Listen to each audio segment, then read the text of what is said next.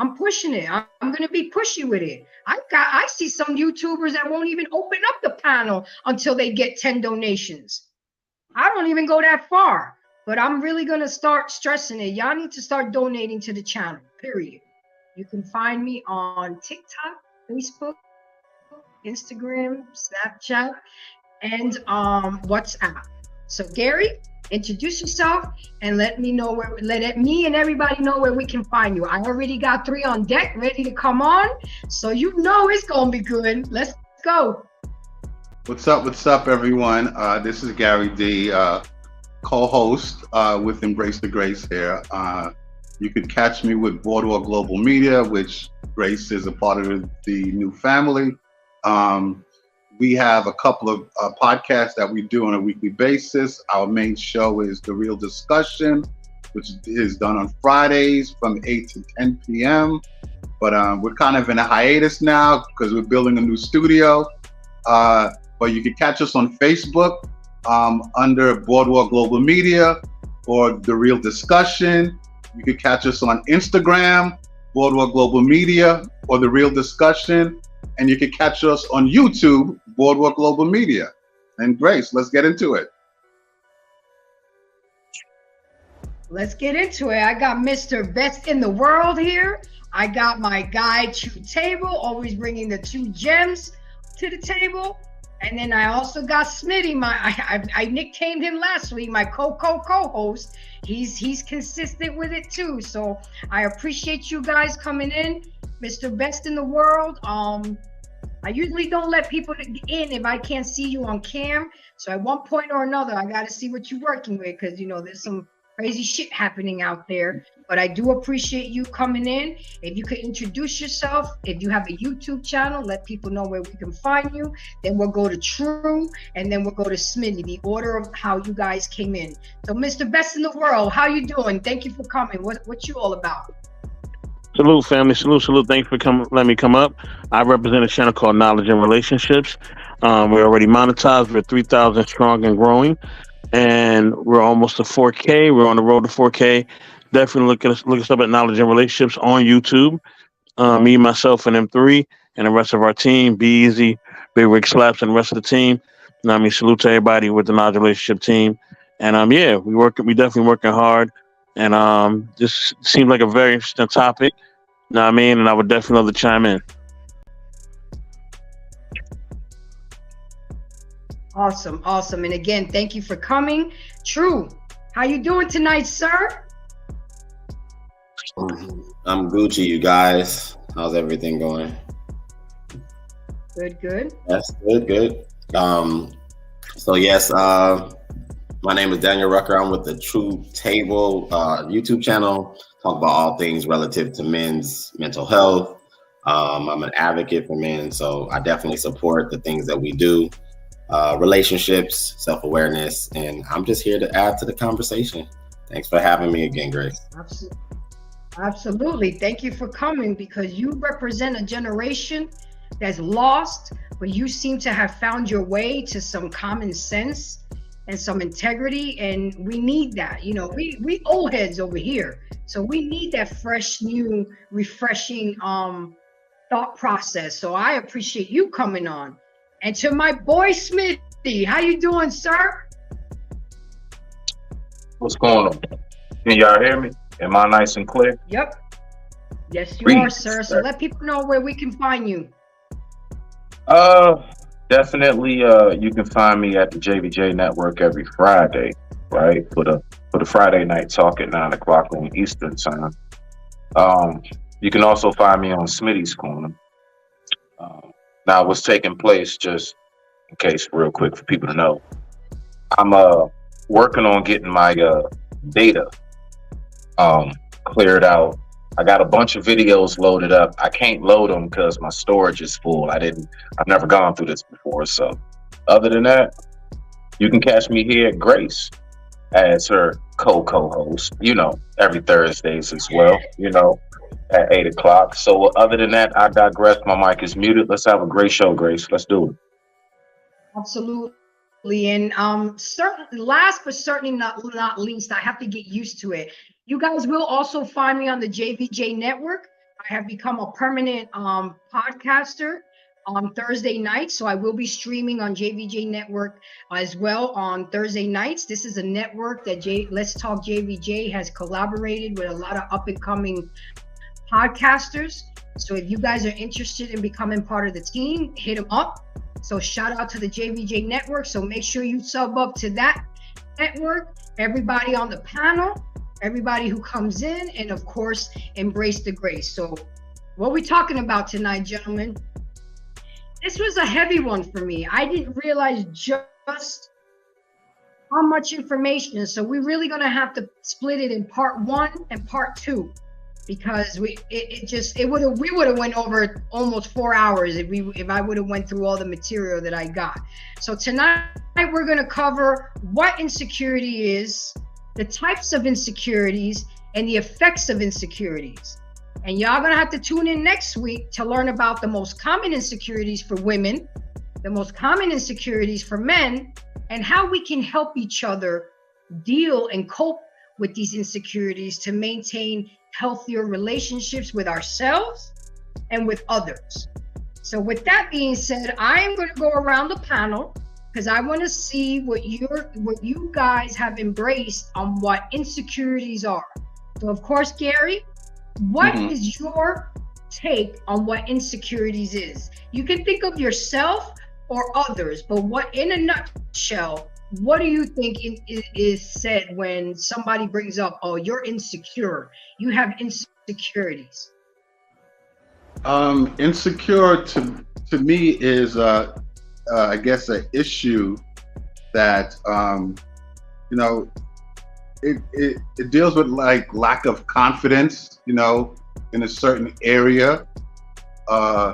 Maybe the way someone, how they may look, maybe a body part, maybe how they talk. It could be a number of different things. People have insecurities definitely in their relationships. I think that's very, very common. Then people have insecurities when they're at work. And then also there's insecurities that happen in just life in general that people have. But I do think that it's how people deal with it, right? Some people are more open with it. Some people are more subtle with it. So yeah, so that's my take. All right, that's a good answer, because you're gonna see once I go over the information. Oh, and by the way, guys, all my embracers are used to this, but all my new embracers, I don't just sit up here and talk my shit. Of course I do that, but I try to bring you valid information, statistics, so we can learn, so you can have takeaways. This is not just entertainment, but this is for informative purposes as well, because we up here, we try to do these things to show others on how to become better versions of ourselves. So yes, it's going to feel like a classroom setting at times, but we have to learn this. There's some people that have never even heard some of these concepts. So with that being said, Mr. Best in the World, what is your take on insecurities? I think insecurities are I think they are things that we have, and that we it's kind of like a blind spot in a sense, right? Or it's kind of like things that blind us from seeing who we really are. Because as long as we hold on to that insecurity, we're not really fully being ourselves, because we're holding on to something that's negative. We're holding on to something that's really holding us back. So if we let go of the insecurity, now we can fully flourish. We could be ourselves. We're not insecure. We're not thinking about anything else. We're not thinking about what anybody thinks about us. And a lot of times insecurities comes from others. It comes from what other people say. It don't come from you.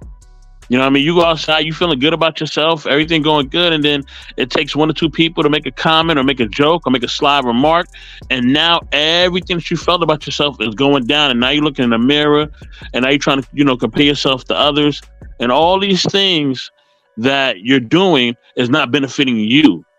You know what I'm saying? And the thing is that what you have to understand is that there's no reason to be insecure. We have to realize as people that we're not for everybody. I'm an acquired taste. I'm not for everybody. And everybody's gonna like me. It's okay. You know what I mean? So, once you find people that loves your flavor, to say the least, then you vibe with those people. You know what I mean? And then you also just work on yourself. And if there are areas in your life that you got to work on, whether it's physically, emotionally, spiritually, or mentally, take the time and do the work. It's only going to make you better, and it's only going to allow you to grow and be a better person. So yeah. Dang, Mr. Best in the World, you didn't just give away all my little information. You hit almost every every nail on the head. But I like that. That means you are a well-grounded person and you know what the hell we're going to be talking about tonight. So it was perfect for you to come in. I like it. I like it. Guys, remember everything all my panelists say right now at the beginning of this show and how we're going to wrap it up in a nice box with a bow with my information. True. What is your true take on insecurities? I love that. I think insecurities, I think when people hear the word insecurities, they automatically lump it into a relationship capacity. But I often say that insecurity is something that is battled between maybe a popular opinion and your own individual outlook. So you tend to run into insecurities when you have either a solid self-image or maybe even a false one, and then it's met with a popular opinion. Insecurities are not something that are always generated through just the words of people. Sometimes it's interactions. Sometimes it's you going out for a job interview and you assuming you were a good candidate, and then you realize that you're not qualified maybe as of yet. Public speaking is an insecurity. Most people do not feel confident to speak words in front of public because they are perceiving what people assume. They're assuming what people are perceiving. So that's my take on it. I digress. Awesome intake on it too. And Smitty, last but certainly not least, what is your take on insecurities? All right. Okay. Hey, Truth and what's my brother up here on the right? Should I? Gary? Gary? I know Gary. Next to you, Gary. Oh, sorry. All right. Mr. Best in the World. Okay, best in the world. Yeah, Gary. Yeah, all y'all definitely have hit a lot of things. Definitely. So I just want to say salute to what y'all were saying. I just want to give credit to that. So what I got so far is this. I take it from a very much so life experience perspective. Insecurities consist of these qualities in an individual. Follow me. Showing off. Okay. The fact is that most people who are so hell-bent on showing off, you always got to make sure that you stun for the gram. You always got to make sure that you let everybody know you're doing this, you're doing that. Matter of fact, you don't even know how to give charity quiet. You want to give money to a homeless person with your phone out and record and be like, look at me, y'all, I'm doing something good. Yeah, those people. See, showing off is definitely insecurities. So that's just one. Buffing out one's chest, okay? So I'm only speaking like I'm speaking to my men on this one. Fellas, we all have been around that friend that when it's just you and him, man, y'all like everything is good, right? We boys. We talking about all this, all that. Salute, PA. We talking about all this, all that, right? But then all of a sudden, when y'all get around a couple females or a nice little small house party, now all of a sudden this friend want to start trying to bring it up embarrassing stories about you or whatever else. So that insecurity, when I say buffing up your chest, I mean specifically the one who has to try to make themselves look good by putting those around them down. Insecurity, right? So next up, we got being loud with your voice. I'm talking about public wise. Being loud always in public with your voice and or look. You're insecure.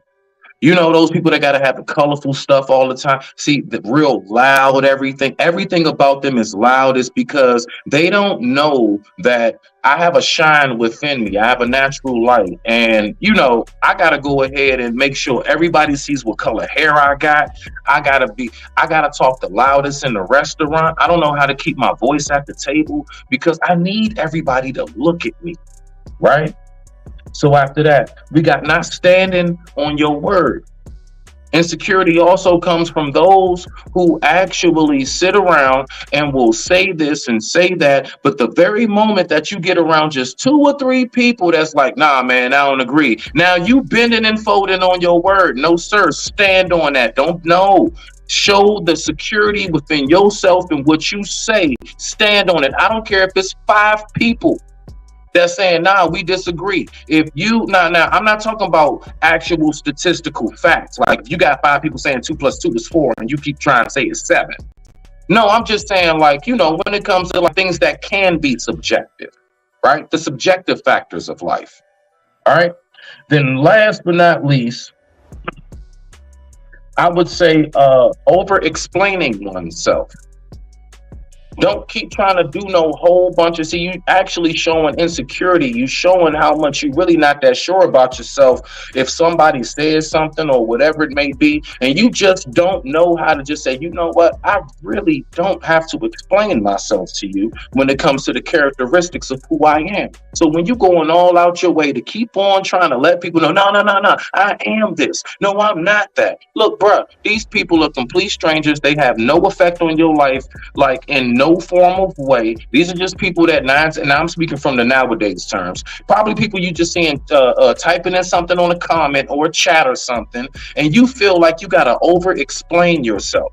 No, that also shows insecurities, because those who are truly secure within ourselves, we know that it don't matter what you say. I know what I consist of, and those closest around me know what I consist of. I digress. My mic is muted. Rock out, Grace. Okay, that was a very, very descriptive explanations, but you see how we got 4 different perspectives. Okay, my perspective, see, now I know too much because I did the research today, but my perspective before I did the research was things that people don't feel comfortable about themselves, and they can either go against them to a point where it's detrimental to themselves and or relationship, not just in romantic relationship, work relationships, family relationship, and friendships. But it's deeper than that, guys. It really is. So with that being said, let me set the precedents. Insecurity is a feeling of uncertainty, lack of confidence, or anxiety about yourself. It's the anxiety you experience when you feel vulnerable and insecure. It involves an overall sense of uncertainty and anxiety in your worth, abilities, skills, and value as a person, conveying the message that you're at risk or in danger of something or someone. The negativity impacts of insecurity could be physical, mental, and emotionally.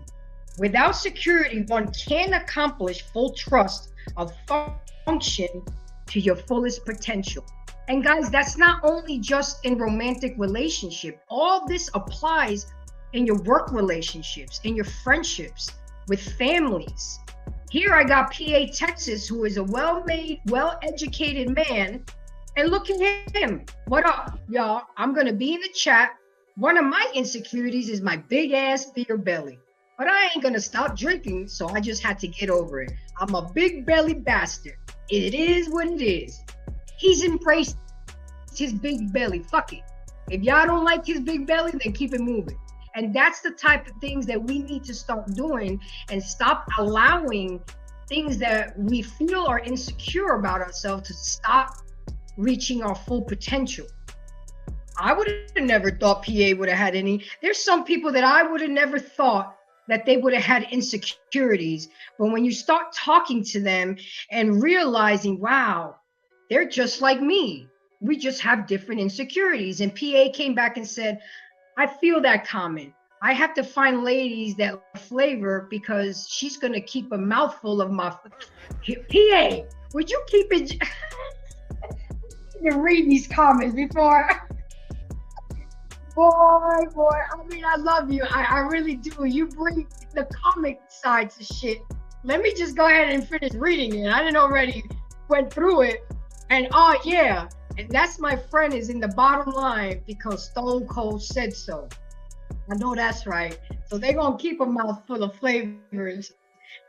Do not edge them on, True. Okay, don't.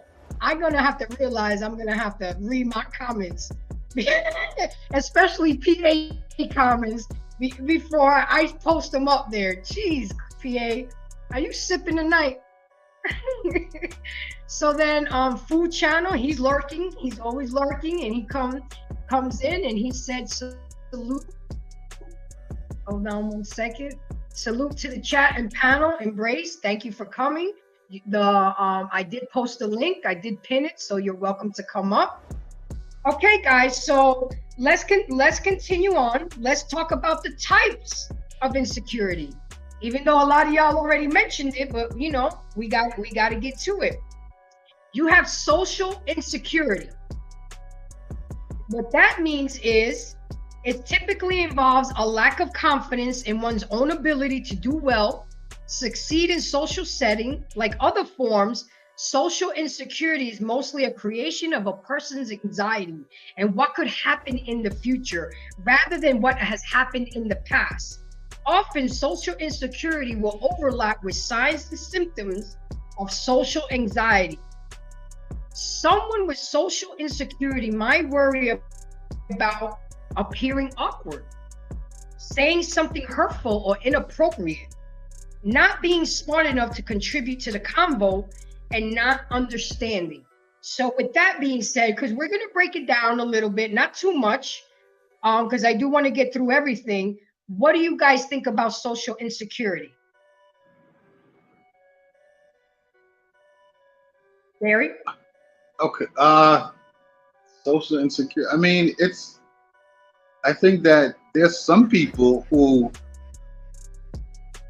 I think that it comes with different levels, if you will. I mean, some people have insecurity about being around crowds, right? Mm-hmm. Some people have insecurity of, let's say they're around people and they don't want to talk because they may feel that what they say may not have any value, right? So I think that when it comes to social insecurity, it's, there's some people that have it, some people don't, but then also too, there's some people that have it, but they know how to deal with it. So I think it circles back to how you deal with it. Do you let it affect the social environment that you're in? And I hope that makes sense. It sure does. Okay, True. What do you think about what I said about social insecurity? I think we all have it. I think if you even go back and journey back, if you can remember that far back, being a child, you start to realize this. We don't have a term for it. Maybe when you're young, because you're still developing. But when you're young, you socialize, and then you start to run into certain levels of resistance. You're talking to people who are either your age or older. You're talking to girls. You're talking to guys. You're talking, So you start to kind of grow up and get met with this expectation, I guess, of socializing. And that's why I think sometimes people tend to stick to their own kind or whoever speaks their predominant language, things of that nature. Because in order to adapt yourself to grow and get comfortable, it's sometimes very hard. So people tend to stick to what is most familiar. But I think we all have it. I know as men, predominantly on this panel, I know we have it, because to walk across the room to talk to a woman or a group of women requires an immense amount of security and confidence. So, but I digress. And the funny thing about that, True, is that a lot of women don't think that takes a lot of confidence and effort for a man to walk across the room with a table full of women, and then you have to pick the one you want to talk to and be open to scrutiny from the other women, because now they feeling some type of way because you don't want to talk to them. And women just don't realize that takes a lot for a man. And okay, if he's not suitable, I never use, oh, you're just not my type. I always tell a man to let him down easily. We're not suitable. You're not suitable for me. It just sounds better and more respectful than, being rude and, and even if he's not suitable for me, I still talk to him and not make him feel some type of way, because I appreciate the fact that he picked me out of the crowd and had the balls enough to come holler at me.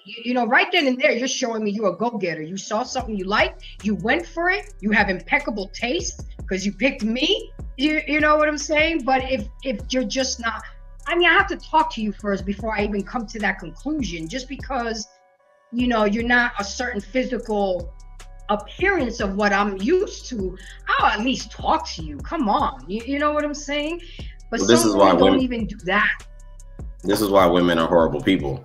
Because just what you said, some.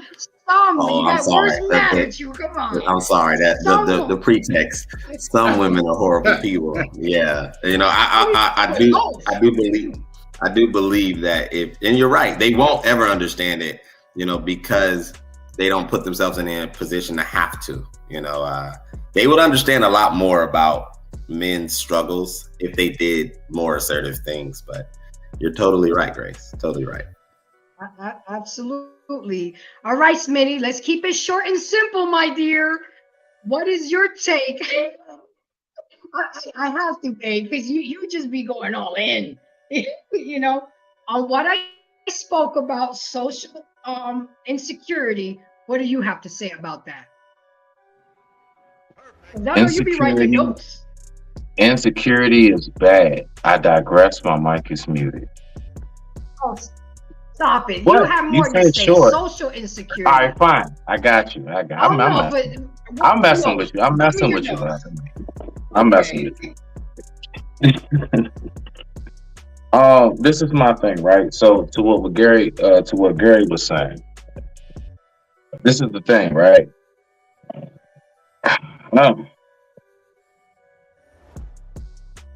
I just bang loose. Okay, so to what Gary's saying, it's not the crowd when people are insecure, it's the person. See, when that person goes out into the crowd, they're insecure because they don't know themselves. Because I actually went through this. I used to perform a lot. I really did. Like in my area where I'm from, I used to perform a lot. So to make it short, Grace, I got you. This is why knowing oneself is so important. And why is that? Because when you don't know yourself, you fall victim to those peer pressures. That's why people are putting everything that they're putting out there in social media, because they don't know really what they consist of. So they try to find that gratification and that affirmation from complete strangers. Just follow me. I'm not going to be long. So the thing is this. When I used to, before I would go up on stage, I would be insecure when I would go to poetry night or to go to open mic night, to rhyme or whatever. I would be like a little scared at first. This was when I was like 15, 16. And so I get up on stage and I never forget my OG shorty, man. He said to me, he said, hey, Star, because that's my name on stage, Lone Star. He said, hey, Star, when you get up there, bro, just chill, breathe. And just imagine everybody on the stage, everybody in the crowd naked. Basically what he's saying is make the crowd look vulnerable. You reverse it on them. Don't make yourself feel vulnerable. So when people go out into crowds, Gary, like you were saying, no, you got to reverse that. Because last but not least to land it, because what we don't realize is most people laugh at others because that laughter at laughing at your flaws gives them comfort in their own insecurities. That's how we get misery loves company, bro. You see that, that's all I was trying to get to, basically. So to land it, like, when you got people, like, people who scared to go out because such and such gonna laugh at you, such and such gonna say something. Folks do not realize, and I talked to my own daughter about this at 15. I'm like, baby, you don't realize how physically attractive you are, how much you have intellect. You have such multiple combinations. A lot of people don't know how to deal with that. So what they'll do is they'll find any small thing. If you tripped up on a step, anything, look at that. Why? Because their insecurities, if they can find any flaw in you, that makes them feel better to know, oh God, thank God. I thought this person was so great. At least I brought them down to my level. And that's vicious. I digress. My mic is muted. I just want to keep it short. All right, let me chime in here. So, I appreciate that. Go ahead, so Gary. what I'm saying, and I guess to clarify it a bit, in my experience dealing in the entertainment world, clearly you have, and what I've seen with a number of artists is, I guess, what you call stage fight, right? Where you go up on stage and you gotta perform in front of a bunch of people. Like, look, DMC from the legendary group Run DMC used to have stage fright, right? So, but he was able to overcome that and go perform in front of major crowds. Now, what I was saying is, in being around crowds of people, going to a festival, an event, I don't know, going to the market or something like that. Some people, they do have an insecurity about that. Like, that's a real thing. But I just want to make the distinct difference there. I hear you. Okay, you. great. PA came back. I read the comment before I posted it up. So PA says another insecurity when you step to two girls, and I know the other one is going to cock block because I didn't talk to her. The worst is when the other one was interested and you picked the one that wasn't. Yeah, that's messed up. And I gotta give a shout out to my day. No, to my PA, boy, David. that's not relevant, PA. I had to say it, Grace. PA, that doesn't, no, that's apples and oranges. I will DM you later, sir. Rock out, Grace. Well, no, I have to readdress him. Pastor David Bynes, thank you for coming. We went to high school together and we still politicking with each other. So thank you for coming. I really do appreciate it. And he made a comment, active insecurities. Oh, I had it up there already. Active insecurities. Hold on. Create imposter syndrome. Yeah. And Leanne said she had to log back in. There was no sound. And then I was welcoming David. So with that being said, guys, we're going to move on to the next type of insecurity. And this is one of the most common, most popular insecurity that we can deal with. And that's body image insecurity. And most of us have it because it's human nature. We're always comparing ourselves to others. Those with body image insecurity will struggle to accurately perceive their physical appearance. Instead of having a balanced view of their characteristics, they tend to spend excessive time and energy worrying about how they look. Someone may be insecure at their whole body, or others may focus only on parts of their body, like their nose, ears, knees, and teeth. Some people may feel insecure based on a feeling judged by others, while others judge themselves more harshly than anybody else could ever.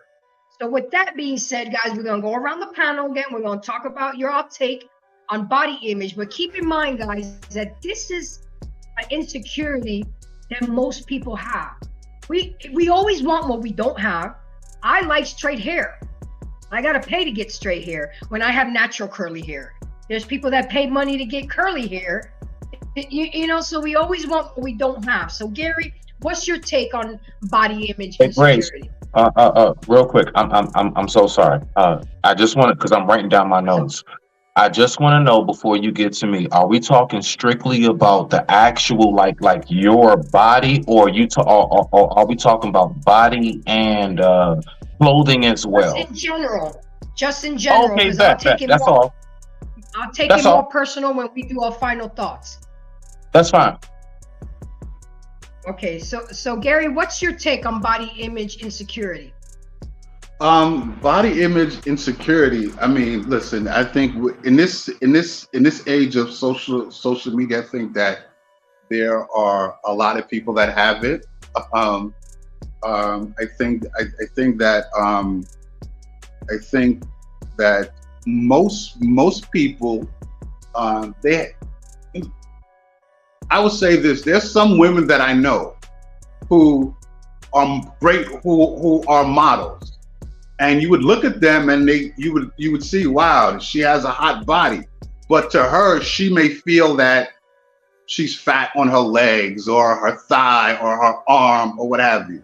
So, so when it comes to body insecurity, you know, it, it just varies because I mean, there's some people they want, like with most men, I think, the idea that pushed into our heads about having a six pack of abs, right?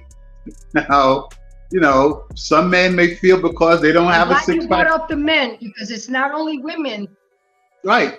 So It's because not only women that have insecurities about their body. I'm glad you right, brought up because men. it's because the image, right, that's been pushed in men's face ever since we were kids, or I mean, for decades now, is that the man is supposed to have the six pack of abs, right? That's going to be the more desirable man, right? So now we've come to a point where you don't even got to work out now. You could go get the cosmetic surgery to give you the six pack of abs, right? And there are people that have gone, there are men that have gone that far, right? There are men that have gone that far to do that. So when it comes to body insecurity, I think you have those people who accept it, right? Accept the flaws that they have and they embrace it. The person that they're with embrace it. The people that they're around, they embrace it. But then you have other people that have their body insecurities and want to go do all the other cosmetic surgeries to fix it or try to keep up with what's popular on social media or in these different magazines that these stars are in and things like that. Absolutely. And before we go to you, True, let me go ahead and introduce the new people on the panel. Hi, Leanne. How are you, baby girl? Doing good. Had a little internet issue getting on here, but figured it out. And I love the fact that you're on camera tonight. Thank you for camming up. But very quickly, because I want to catch you up on everything. I don't know how much of what you've heard, but one, what's your take on insecurities? What's your take on social insecurities? And then, of course, you got to catch up to us on what's your take on body insecurities. Social insecurities. I mean, I just think everybody's driven by the media these days, and they really think that they've got to live up to some kind of image that's out there on internet, media, TV, videos, music, and their lack of significant connection with actual reality. As far as body insecurities, there's just too much augmentation for any actual real person for the most part to live up to. Nor, there's a lot of people who don't even have a desire to live up to that kind of thing. Yeah, I mean, I don't have a lot as far as that. I don't really exist in that realm, so. I hear you. And Simon, welcome to the panel. I appreciate you. Same question goes for you so I can catch you up with everybody at the party. What is your take on insecurities, body image insecurity, and social insecurity? All right. Can you hear me? Yep, we can hear you. So can you say that first question again? Because there's like a 3-part thing going on there. What's your take on it? What's your take on insecurities? Period. Let's just start there. Yeah, so I think insecurities is a thing that is an innate dysfunction that is literally created by the parents initially, and then it's transitioned to sort of education. So, you take what you take from your parents initially as a child, like up until the age of 7 per se, and then you get into the education system, and then it's in their hands really. And literally strangers have the choice of predetermining what your future is, and they don't really care for you in that sort of sense. Like, so they're really disconnected to you. And then it's up to you to understand whether you take your own road or you start to follow what they say, and that predetermines most people's insecurities. And what's your take on body image insecurities? I love this question. So, sorry, was someone saying something? Yo, body insecurities. That's been nailed down, like in terms of body dysmorphia and things like that, which is not hugely spoken on. And people, I've said this on a number of occasions. It just really it's really about your environment. Like, sometimes like people put money before health. So what happens is, with most people, they get a job, so that's what you're told to do, and that's what you choose to do at the same time. So you have an apartment, or you have a flat, or you have, somewhere you're living, maybe at your parents' house. I don't know. Shout out to Fatty. But I'm just saying, what happens is you will leave that place and then walk into your car and then go to another space and sit down, and then you'll do your job and you'll eat, and then you'll leave and then you will sit down, and then you'll get in your car and then you'll drive home and you will sit down. And I used to say this to my students a lot of the time, because it was the same thing that was going on with them. That's what causes body dysmorphia. It's like people turn around and say, oh, you're big bone, you're this, that, the other. Yeah, whatever. That's not the case. You can simply reverse this in a matter of years if that's what actually you're trying to do. Like, Embrace. I've seen your Instagram. I've seen you doing them push-ups. If you really want to predetermine your body figure, get to work. That's what you got to do. Okay, duly noted. I appreciate that. Okay, True. So we're coming back around to you. Everybody's caught up. We're good. So True, what is your take on body image insecurity? I think all this stuff can be narrowed down on the foundation of acceptance, and that most of the insecurities, whether it be body, whether it be social, starts with the way our society was structured. We created a system that measures human performance as well as social acceptance.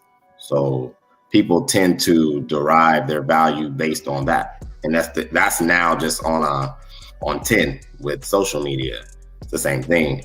The amount of likes you get, how many subscribers you have. So it's the human experience on hyper galactic levels. It's just bandwidth now. Most people, I don't really believe, even derive that much value off of their physicality until it starts to become something that translates to maybe romantic value or accomplishing a certain goal. And taking it back, like I said moments ago, especially something men have it, women have it.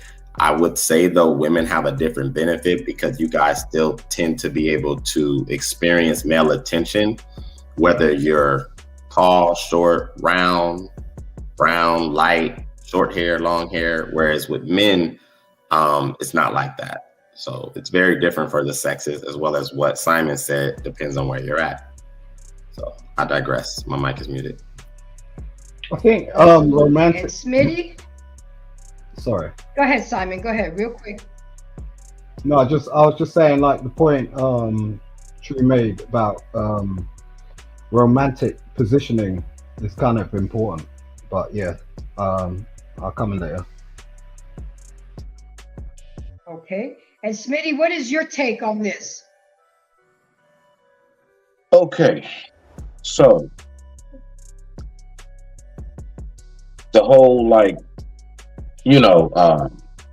body insecurity, we can sum that up in one phrase. Okay, society has given us one phrase to let us know exactly what majority of people think about body positivity. Now, I'm giving this disclaimer.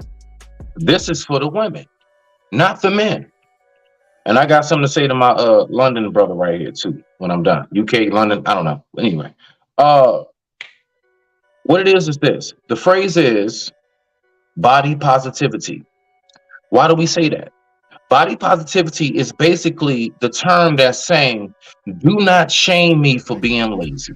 Do not shame me for not putting in that work.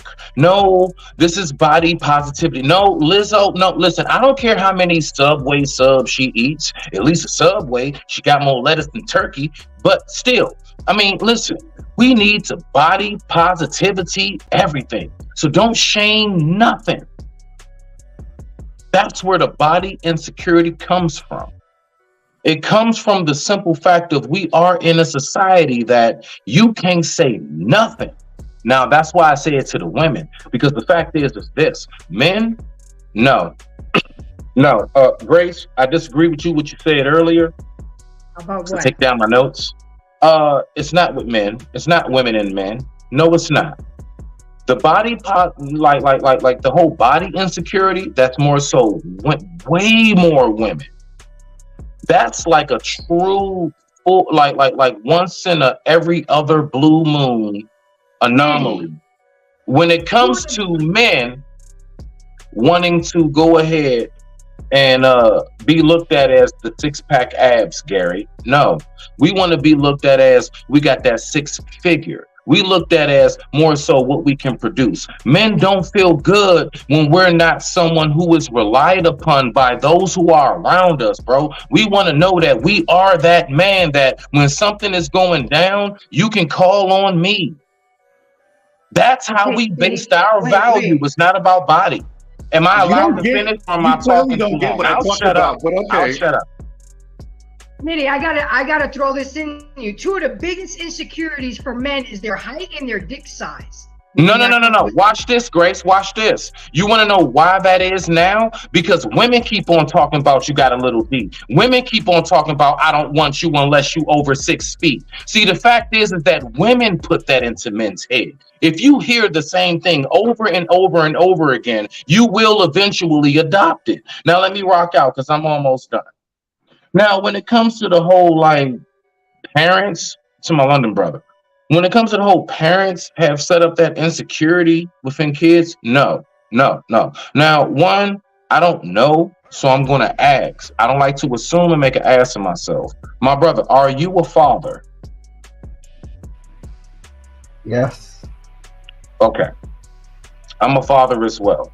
So you should know that as active, us, right, me and you, as active fathers in our children's life, we know that no matter how much we do everything we can. Do you know the one day my daughter finally came home and felt some kind of way about life? It was when she went to school and when kids tried to tell her she's not this, she's not that. It ain't had nothing to do with at home. See, at home, us as parents, we instill, no, you beautiful, baby. You are great. You are this. You know what I'm saying? We instill that in our children. No, it's when they go out to society. So I wouldn't put that on the parents more so than I would put that on once they reach a certain age and they get out that little bubble of everything is colorful and fun. and you really start to hear some real things, and you start to reach that age of maturity, nah, man, society messes up our children. And society can have a much larger effect on how our children wound up than anything that ever we can try to put in place.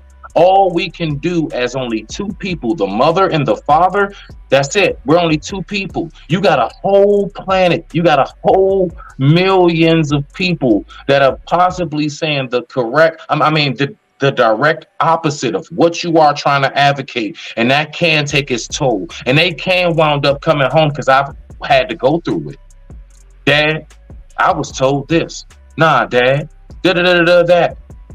So I don't want to talk too long, but I'm just going to say I feel that's more, society than parents. I digress. My mic is muted. Respect. You got some good points. You got some good points. What I'm about to say to you is, if you're still there, is you're actually putting the responsibility of society onto yourself, right? And that's not how things work. Like if you're a parent, if you actually understand how to be a parent, that's the first step. The first step is actually understanding your own child and understanding where and who they are. Not everybody is everybody. You need to understand that society does not play a role in this. Like, society is a benefit. It's like a bonus. It's like, when you go to the supermarket and you see like something and you're like, oh, that's a bargain. It's like, no, that's society. They're providing that bargain for you. But the fact of the matter is the baseline core is that you're the damn parent. You cannot blame society. You can't blame people. You're the individual that's been raised by somebody. You're able to do that. You're not in a wheelchair. Grace, may I please? I don't, wait, hold it. I don't see. No. When you're done, I'm just asking the host if I can address you. I got something to say. All right. When you done, I was asking the host, because I want to rock out with you on this real quick. All right, cool. Hold on, Simon and Smitty. I'm gonna have to agree with Simon, because you start off with insecurities from your household. My mother was the biggest person to install insecurity of me because of my weight. She would call me fat more than the people in society.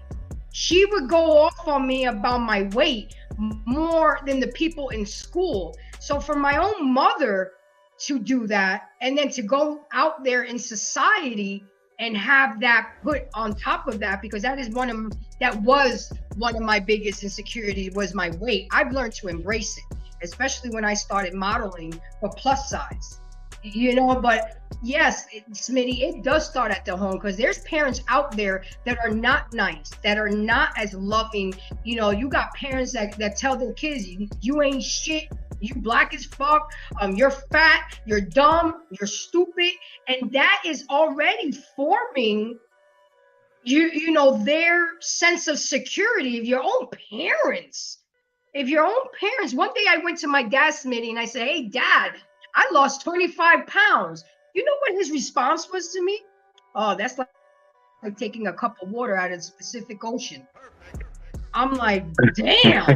you know what I'm saying? But you see, it does start at the home. I didn't finally I'm still always going to be insecure about my weight, because that's just something that was installed in me at a young age. But it does start at the home, Smitty. Not everybody is as awesome as you as a dad. My dad would tell me I was beautiful, I was this, but then in the next breath, he was like, you need to lose some weight.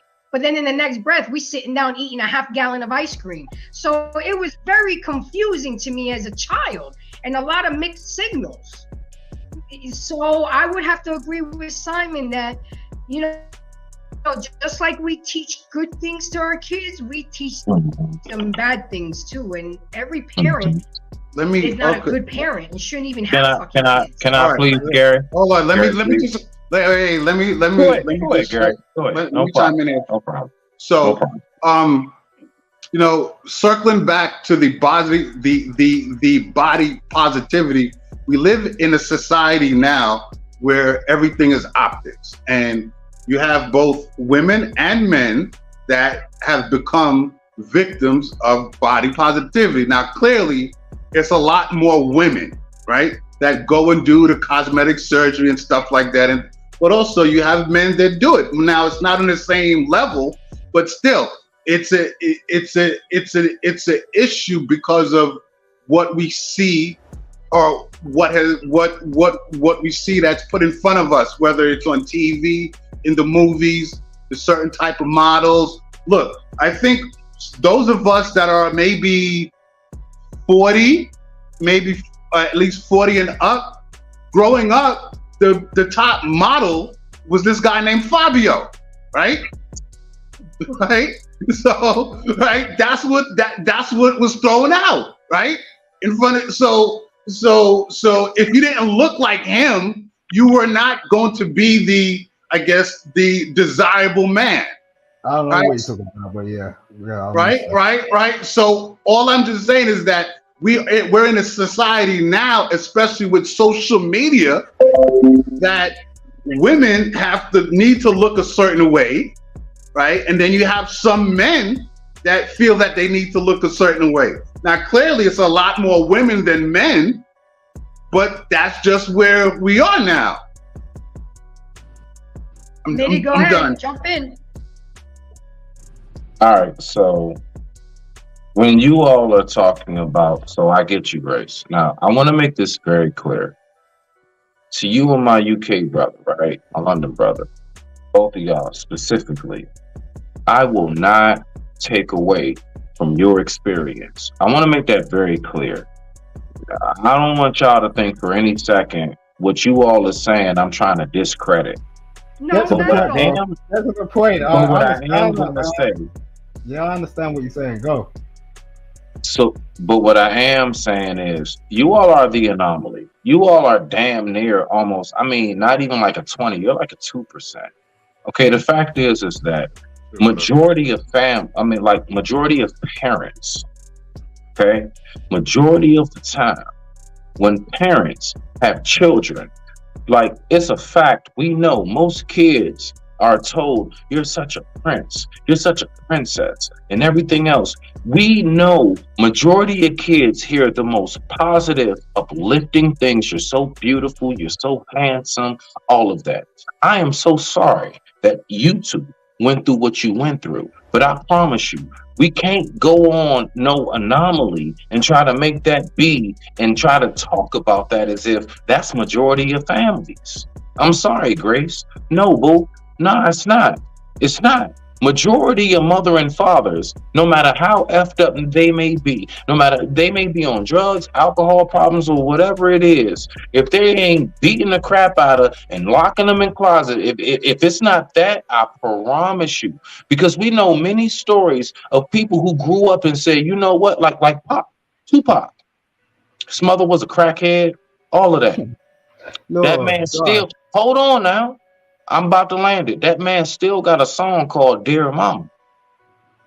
Regardless. And that I want to think about what I'm really saying right now. Majority of people still recognize, regardless of my mother or my father's flaws, regardless of what it is that they weren't able to necessarily, because when we get older, we start to see these things.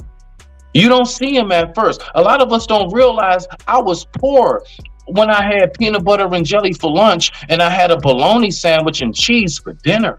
I thought that was real deal. No, my people just was able to hide it. There's nothing See, that's what y'all not realizing. A lot of kids came up with real love. No matter how dysfunctional in its own way it might have been, a lot of them they fully saw that in the end. So to land it and shut up, and I'm going to give you the floor, I do disagree. Because honestly, truly, what you all are speaking about is only a truly, I mean, like a fragment, only like cracks in the glass of the full mirror of what parenthood is. I digress. My mic is muted. I appreciate you, Smitty. I like that shit, because the fact of the matter is all you're doing, right, is you're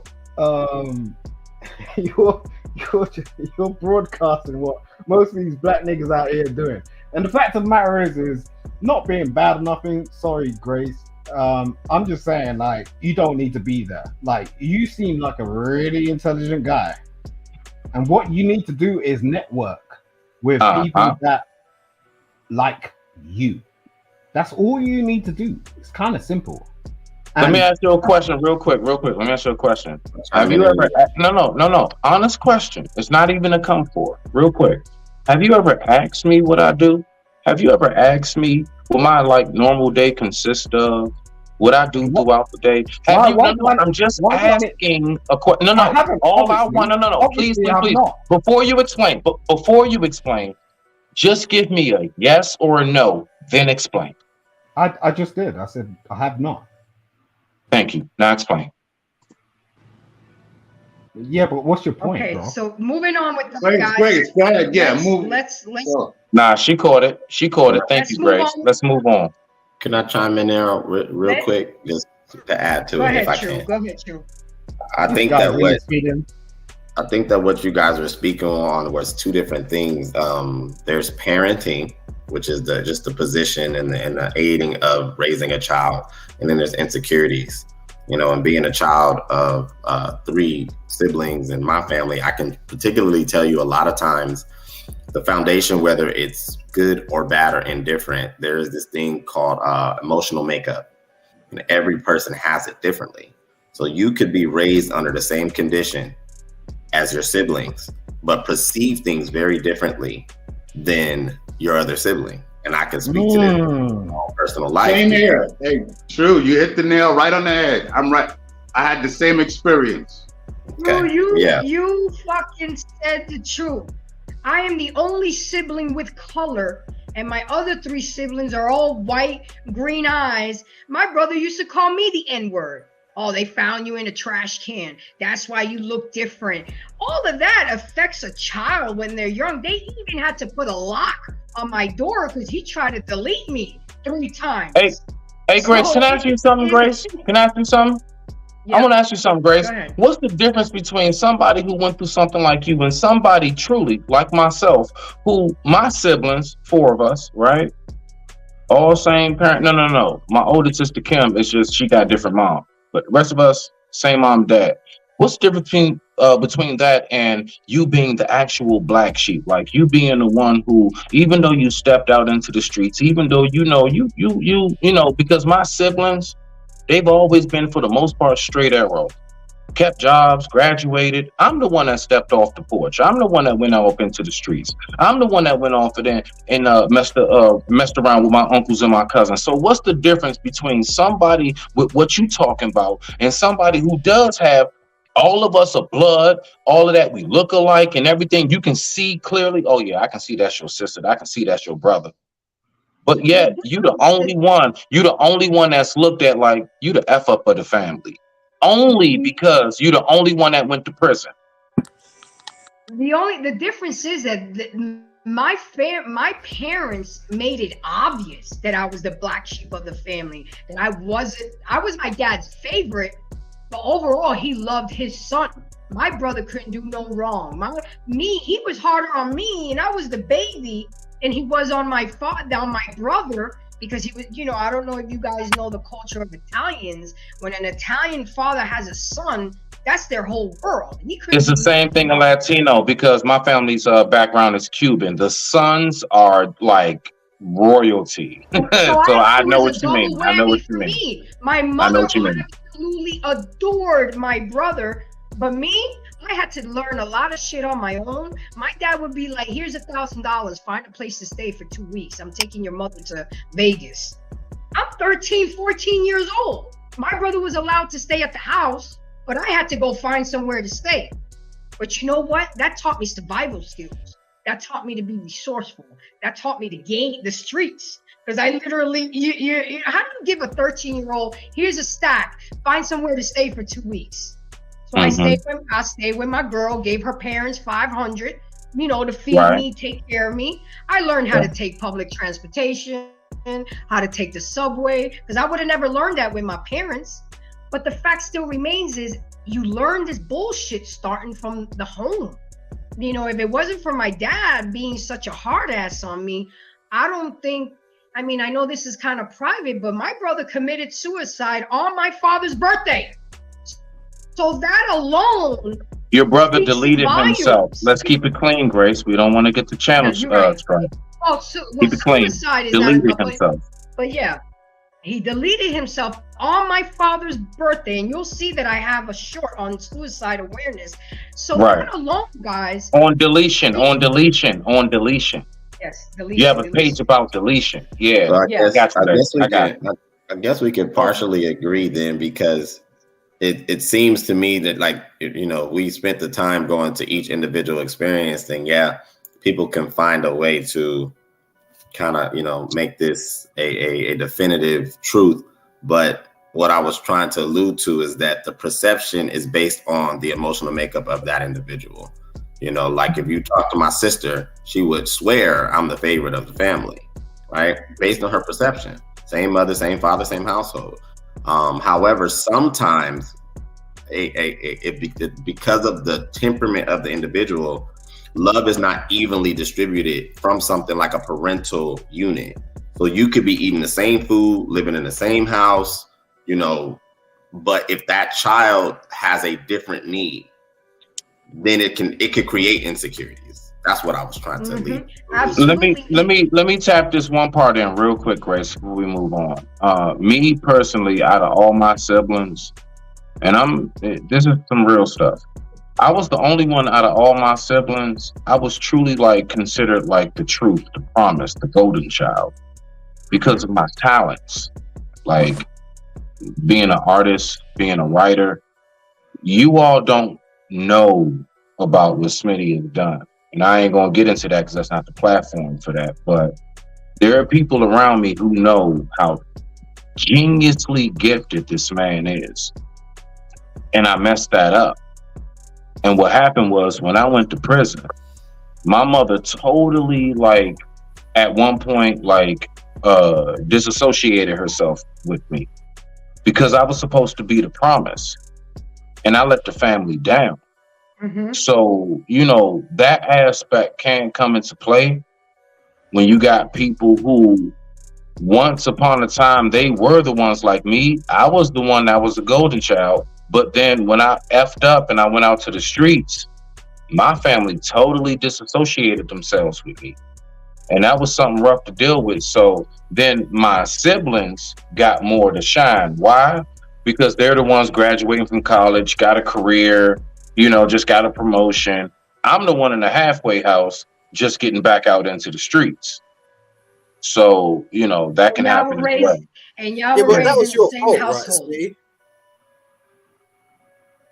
you say what? That was your fault. You made. You're absolutely right. No. Watch this.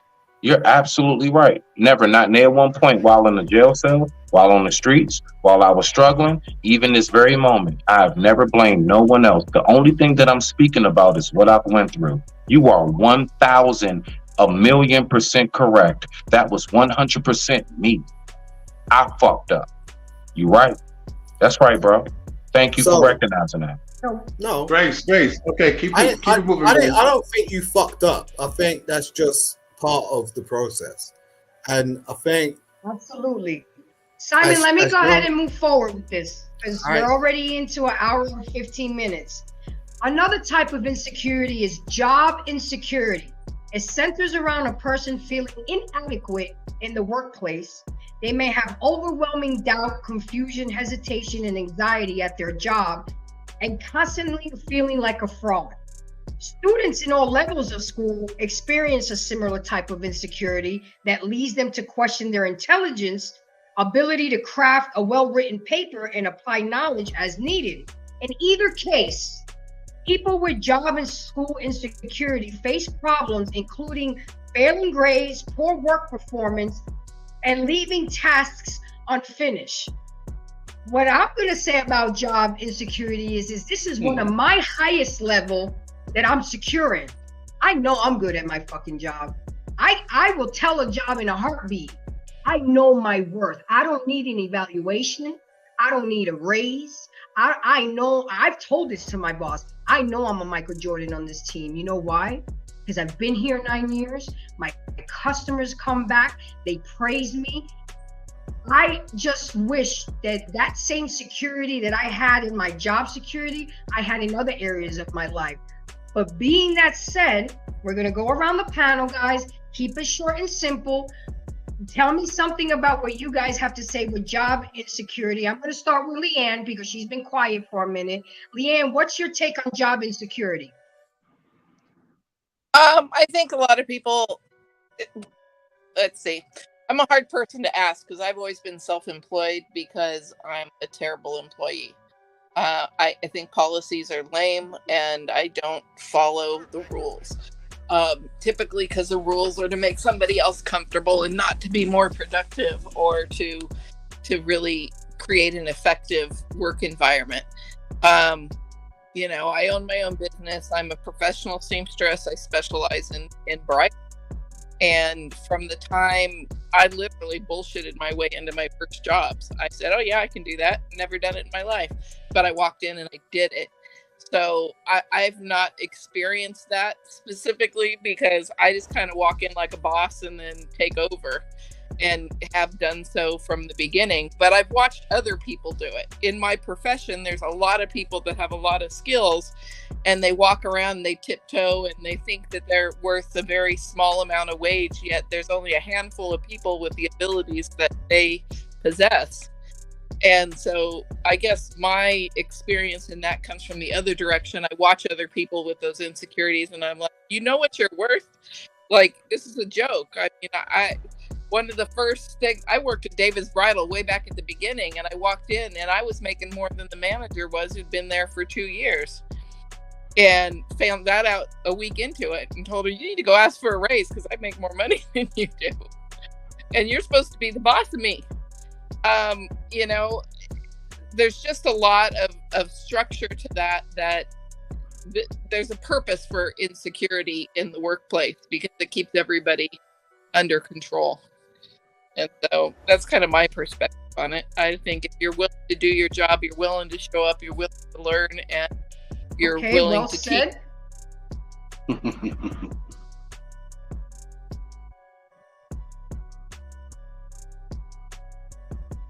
30.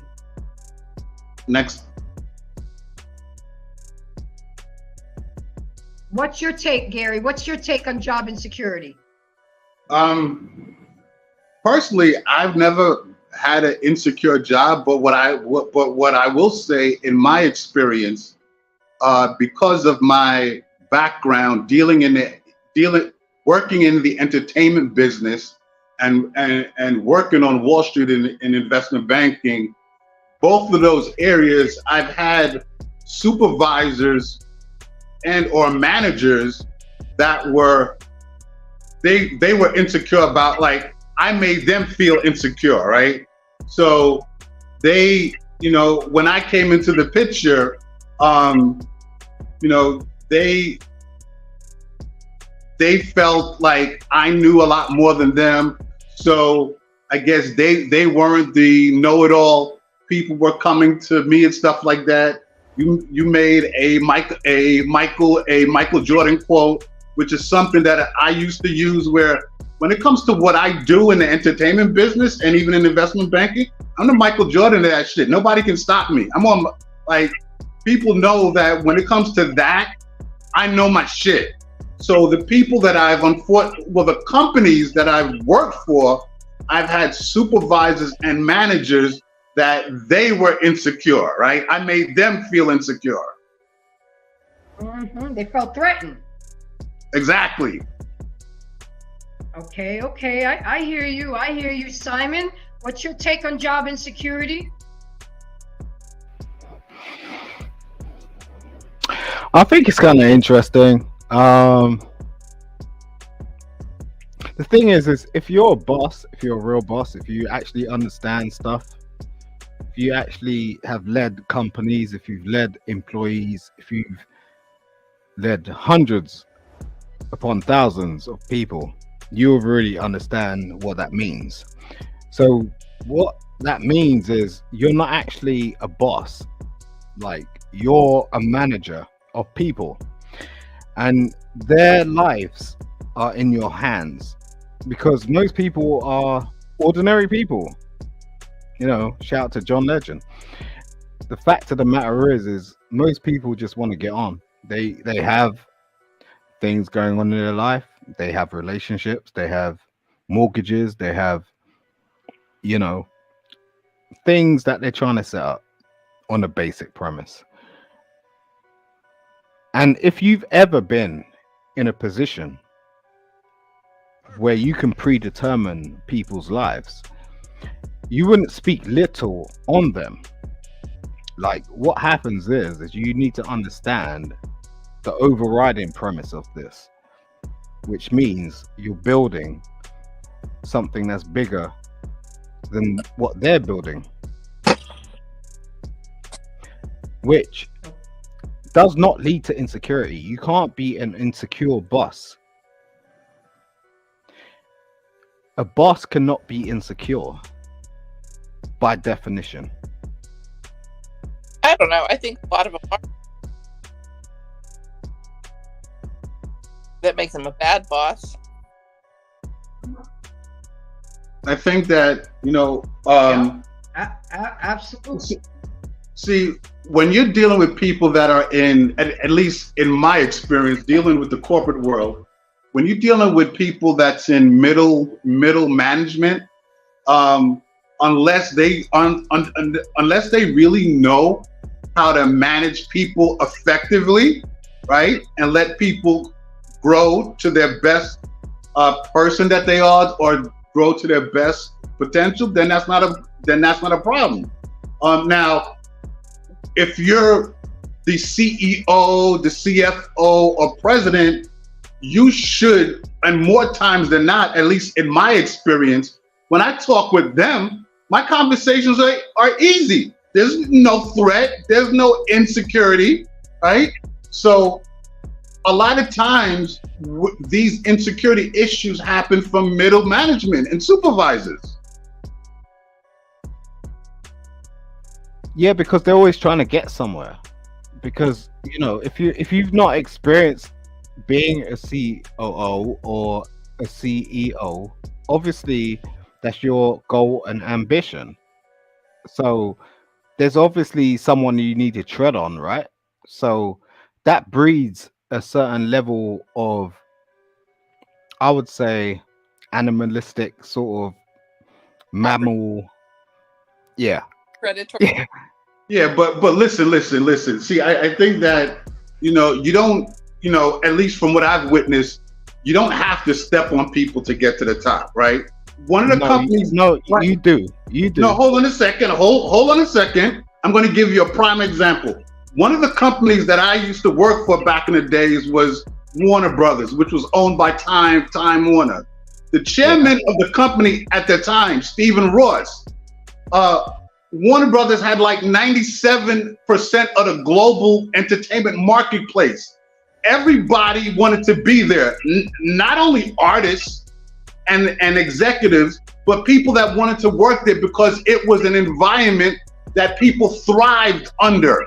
Where Stephen Ross, he gave his department heads authority. He basically was like, I don't care what y'all do, but at the end of the quarter, y'all need to make your numbers.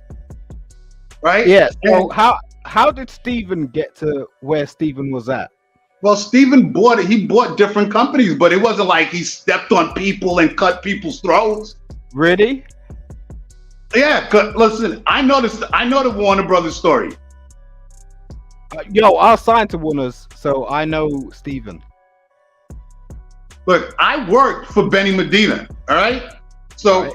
I know, like I know the whole history, right? I was part of the. I was say what you're talking about is, and I guess the point is insecurities, right? You're saying that these guys have not stepped on people. I'll tell you all day long. That's what happens. And you listen. No, hey, you're missing my point. You're missing my point. I said Stephen Ross he did not step on people like that to get. He created Warner Communication through. He created Warner Communication through acquisitions. Oh, he's perfect, right? He tiptoed around it. He didn't. I didn't say he tiptoed around it. Now so what you have other people. No, but you have now you have other people who stepped on people to get to where they are. All right, gentlemen, let's stick to the subject. Go ahead, Grace. But that's a whole different topic. We're talking about insecurities. Thank you. Okay, Smitty, your take on job security. What's your take on that? Say it one more time. Jones, what? Job insecurity. What's your take on that? What we've been talking about. God insecurity. I really don't know how to answer. Okay, I mean that's okay. No.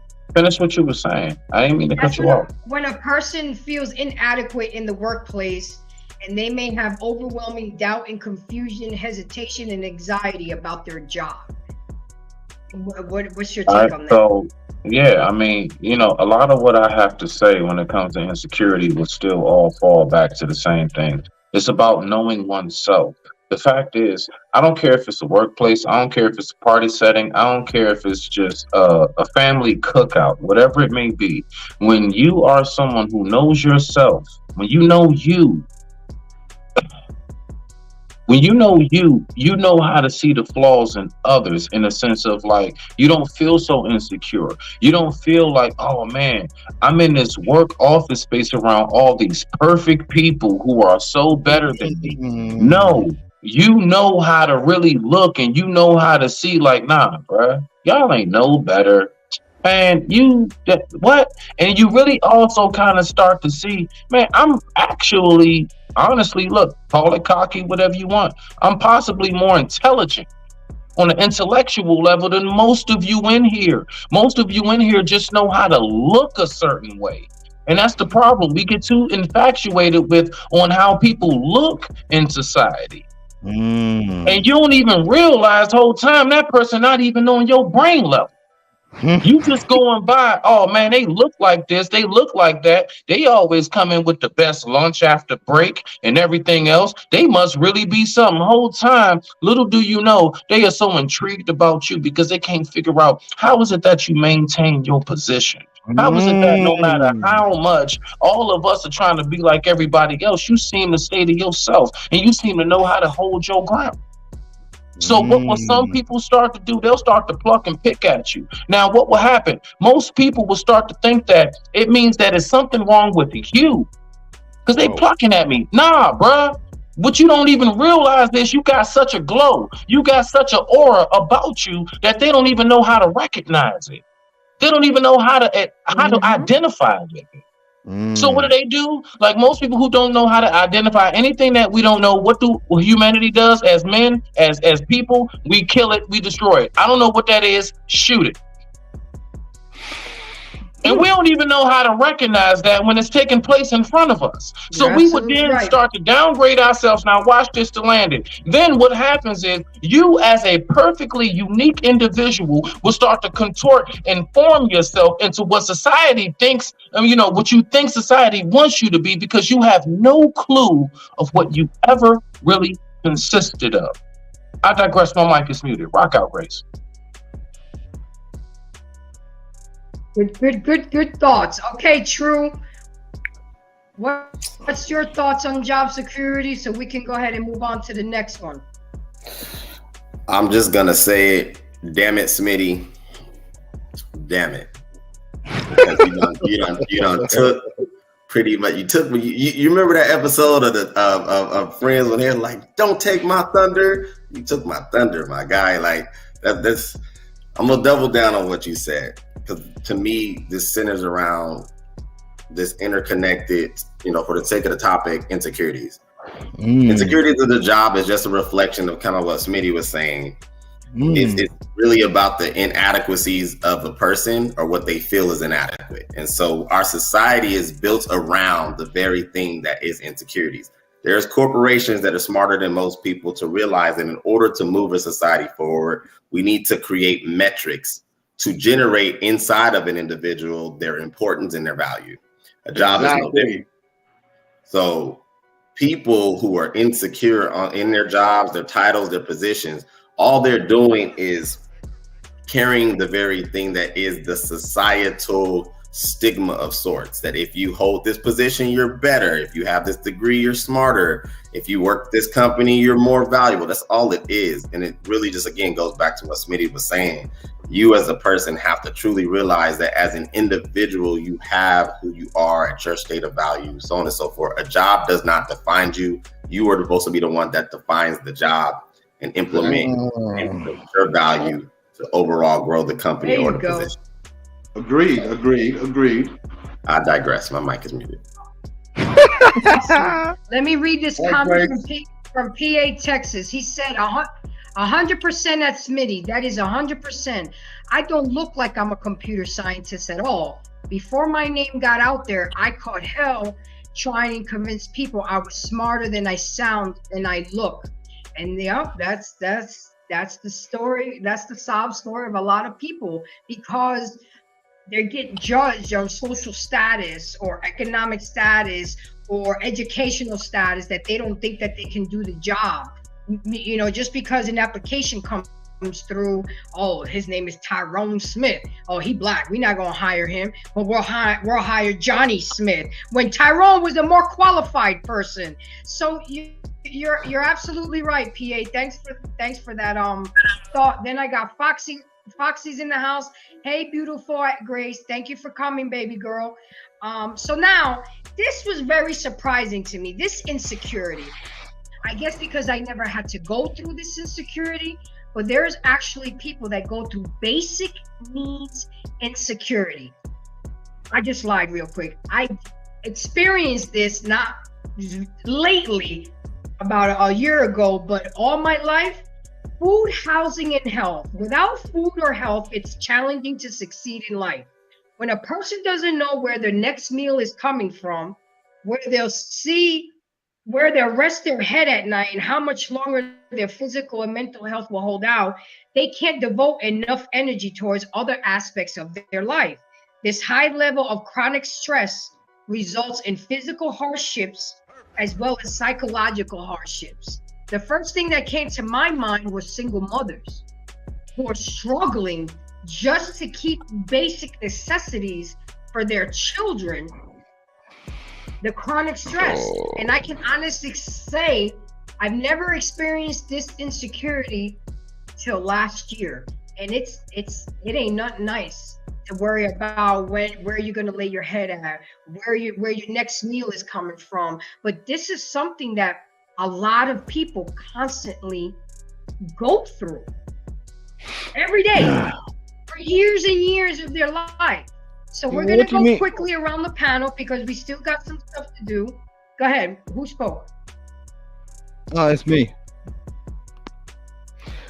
Okay. So since you started it off, let's start off with you. The basic need insecurity. What do you have to say about that?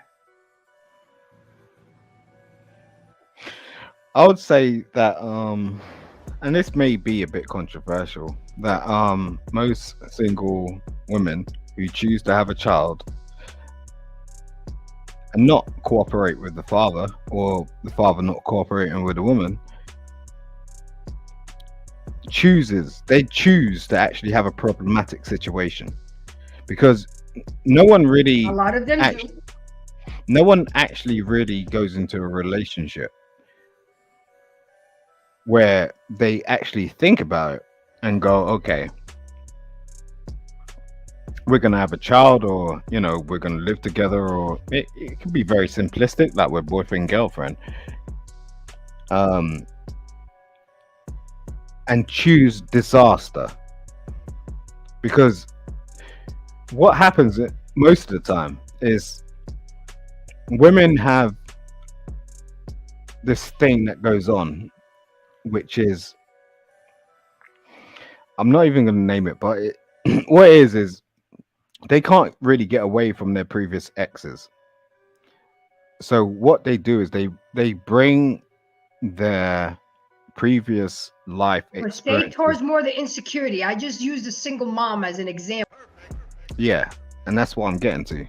Because how do you get to be a single mum? The only reason you could become a single mum is because you have insecurities based on your previous relationships, or you're not actually listening to someone like that have come into your life that's got, oh, you know, maybe there's someone that can actually stabilize you.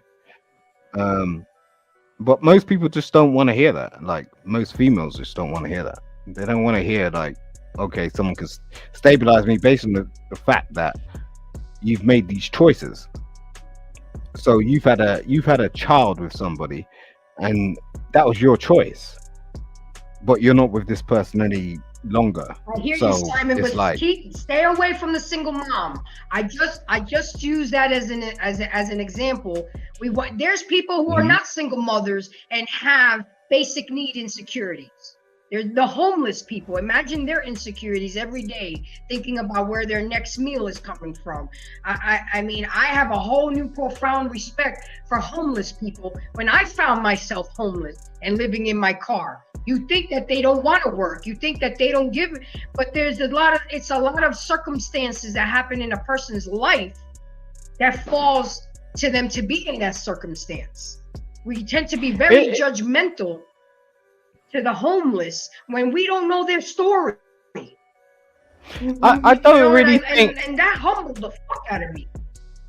I appreciate where you're coming from, Grace. I just think that, you know, I've been in that situation as well. I've been homeless, but it doesn't change the person. Like, and at the core, we are the same person. It doesn't matter if you're rich, poor, or whatever. I give you £1 million tomorrow, you're going to be the same person. That £1 million gets spent, you're going to be the same person, whether you're homeless or this, that, the other. It doesn't really matter. The fact is like, what's your character? And if you're bringing children into this world, you need to be very careful. Absolutely. And that's the poignant part. It's like, you just need to be very careful about being a parent. Like, and if you don't know how to be a parent, learn how to be a parent. And that doesn't mean pamphlets. That means like real life shit. Like understanding where you want your child to be. There's a reason why we look up to celebrities. There's a reason why people look up to musicians and like people that aspire to do different things and can bring different perspectives to our lives. And the reason why, it's not necessarily the fact that we're so detached demographically in terms of DNA. I'm not talking geography. I'm just saying when we have a makeup, and that's why I don't discriminate against people, because the makeup makes things.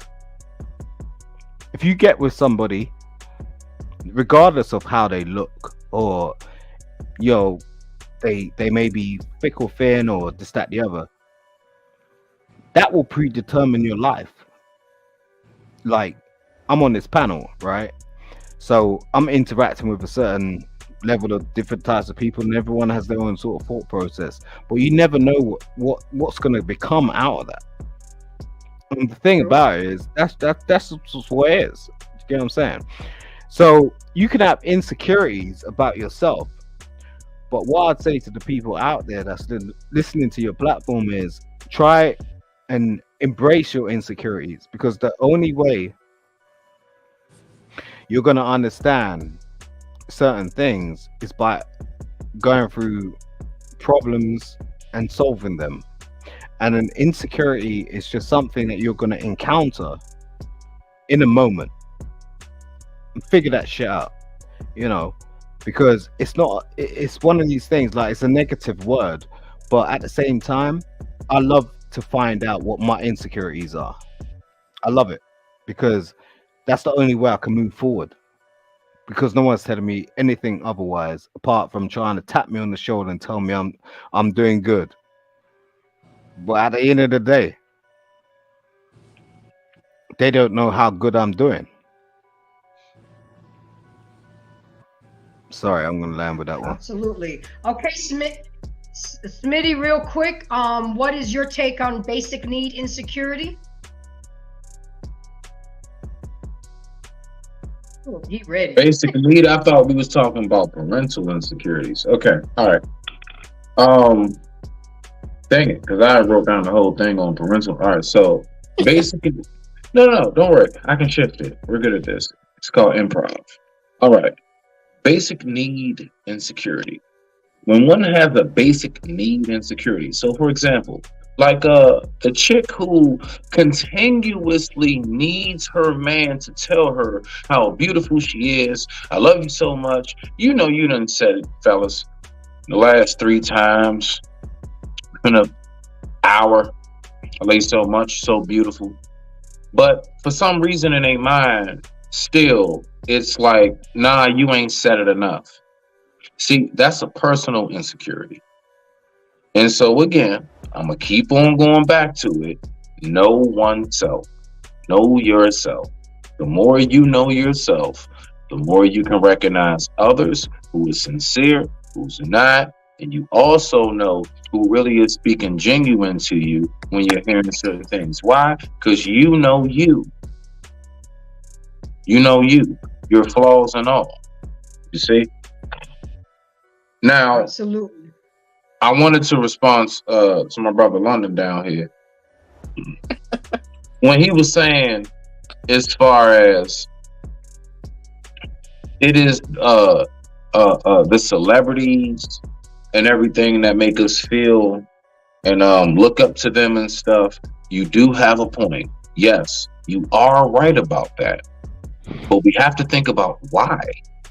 So to break that down, right, to dissect that frog in science class, we have to look at why that is. Why is that? Because society has made it very clear that normal, regular life, everyday 9-to-5 people, we are not accepted. It has gotten to the point where, let's think about it. How many people do we know nowadays will actually just come out and be like, you know what, yes, man, I work here. That's it. That's my 9-to-5. No, everybody has to be an entrepreneur. Everybody has to say to the public, I'm a business owner. No, I do my own thing. I'm my own boss. Nobody ever wants to admit, yeah, I actually work for the boss. So all I'm saying is, no, I'm not disagreeing with you. I'm just throwing in a caveat. It's just a caveat, brother. All I'm saying is we have to look at where does that come from, because the fact is, when we have all these like love and hip hop episodes and everything else, everything is about vacations. Everything is about you being your own boss and never listening to anyone. So when we have a society of people that feel like I'm my own boss, I don't have to listen to anyone, then guess what? That society stops growing because everybody feels like they know everything. You can't tell nobody nothing. Yeah, You it see? depends. I understand where you're coming from, but it really depends on what you're paying attention to. And the fact of No, the what matter does is, society pay attention to? Now let's focus on that. You just said it. I swear on life, you just said it. The fact is, society does not focus on the people who actually really dig their boots in the ground and put in work. Society focus on the celebrities. Society is more concerned about if your favorite celebrity is in the hospital, as opposed to if a hard-working mother or father or just an innocent child. We don't focus on none of that. So you're right. I'm just saying, I agree. Rock out. Go ahead. Keep on going. It don't, yo, bro, I love you, but it don't work like that. And you damn well it don't. You damn well know it don't work like that. Like at the end of the day, like, you know, it's horses for courses. Like, so, right? Are you a thoroughbred? Like, you know, are you a betting man? It's like at the end of the day, it don't work like that. Like when you like, we can spill this stuff all day long about sort of like, you know, the discrepancies in society. But the fact of the matter is if I turn around and I gave you $1 million, you'll turn into a completely different person overnight. Let me ask you a question. Would you say majority of people? Let me ask you this. Simon. Words matter. Yeah. Let me ask you this. Would you say, my London brother, majority of people nowadays are trying to emulate the 9-to-5 hardworking janitor or that plumber or that truck driver? Or would you say majority of people on social media and everywhere we see are trying to emulate the highest of the class, even though majority of the people out here in society are nowhere near that level. Which would you say that they're trying to replicate more? Where they're really the level that they're actually on, or the level that they actually want to be and fantasize about, but possibly will never reach? I can answer that. True. I think globally, and this is why I appreciate these panels, we oftentimes take an American lens and we globalize it. And we do not understand that America is one subset of the world. Mm-hmm. The entire world is not trying to overachieve. The entire world doesn't care about CEO status. The entire world doesn't care about bottle service. Most people are working just to provide for their immediate family and their community, overwhelmingly. Now, in America, in a hyper media-driven society that is always geared towards making you feel like you are not adequate or valuable unless you have the latest, or the biggest of the biggest. Here, truth. But that is not a global perspective, my brother. So let me ask you this, brother Truth. Let me ask you this. Would you say that it's more wise for a man to fix the community before that man fixes his home, or vice versa? Like, which would you say would be the more wise advice to give to a person? So, hey, bro, you need to clean up your house before you do or say anything about anywhere else. I'm just asking a question. I think that it's always imperative that the man takes care of self first. Okay, so watch this. So when you start off bucks, when I say, and everything I'm speaking about is what affects us directly right here. I'm not talking about overseas. See, the fact is we got a problem right here. So the fact is, all I want us to do is stay right here, focus on what we need to fix.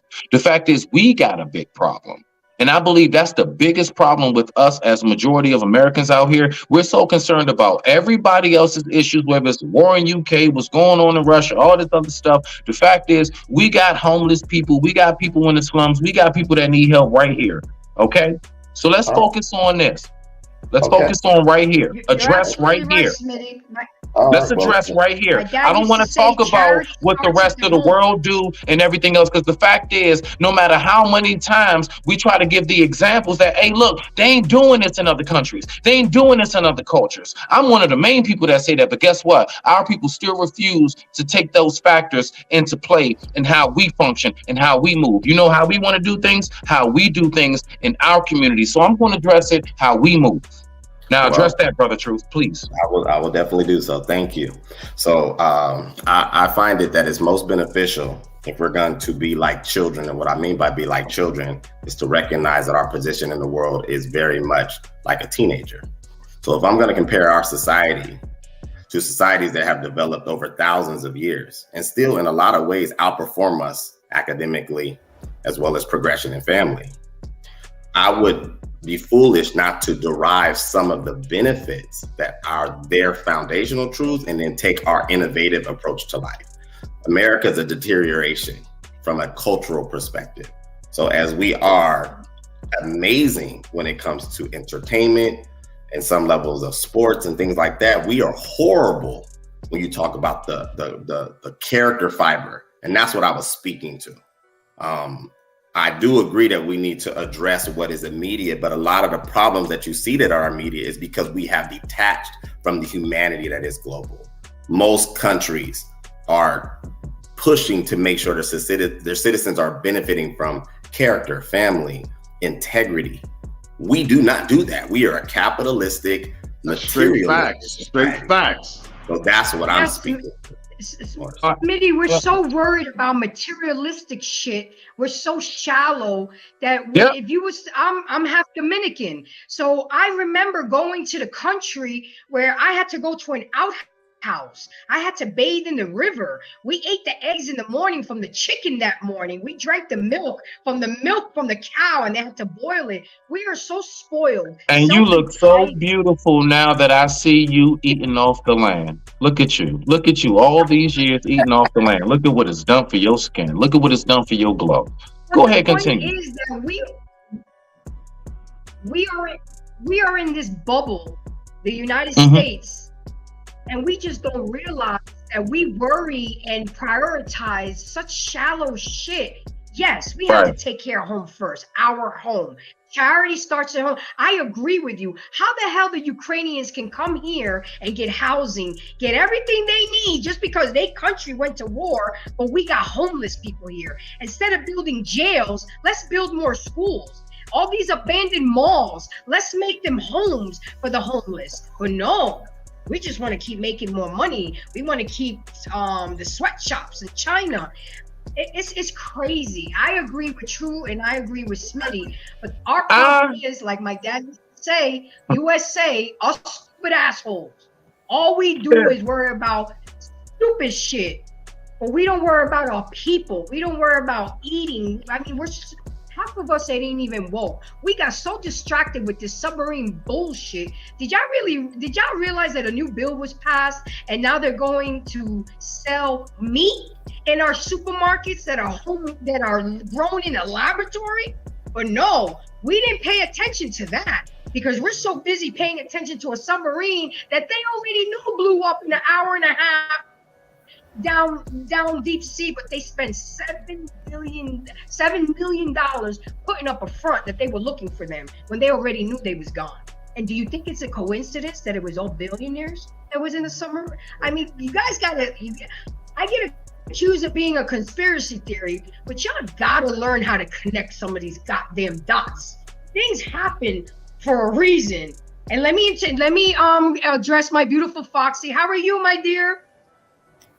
I'm good. Holding up.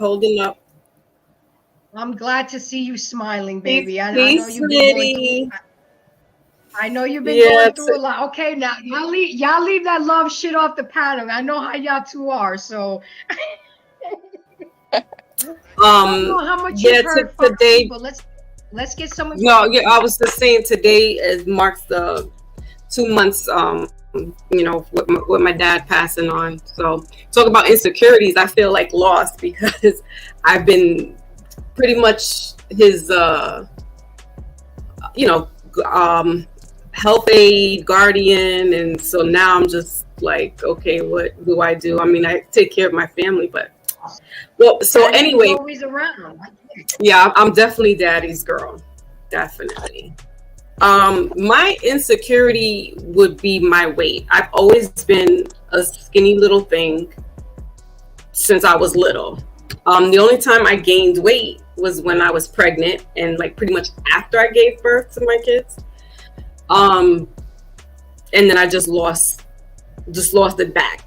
And sometimes, especially with most of my friends, they were bigger than me. And I would always be the girl that got overlooked because I didn't have the big boobs and the big booty.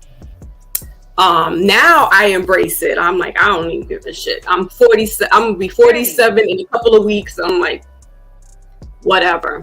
And I'm not for everybody. I'm not, everybody's cup of tea. But when I was definitely a teenager, it kind of plucked my nerve. It's crazy how we all have insecurities, but they're all different. So you know what I'm saying? Now, with that being said, let's move on, guys. Signs of insecurity. Some forms of insecurity are easy to spot, and y'all know that, while others are more concealed. People who conceal their insecurities generally want to limit exposure to judgment, but avoidance behaviors only perpetuate the insecurity. The signs of insecurity tend to overlap with poor self-esteem and self-worth, and while symptoms prove consistent, others change frequently without warning.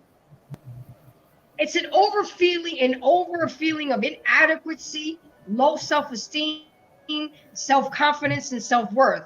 Like they are unable or ill-equipped to cope with stress. Generally, they are uncertain about the world. They're anxious about their relationship and with others, poor decision-making skills and limited ability to choose quickly, being overly critical of yourself and other people. You try to portray yourself as an overly confident person and you mask how you really feel. I'm gonna give you a quick example.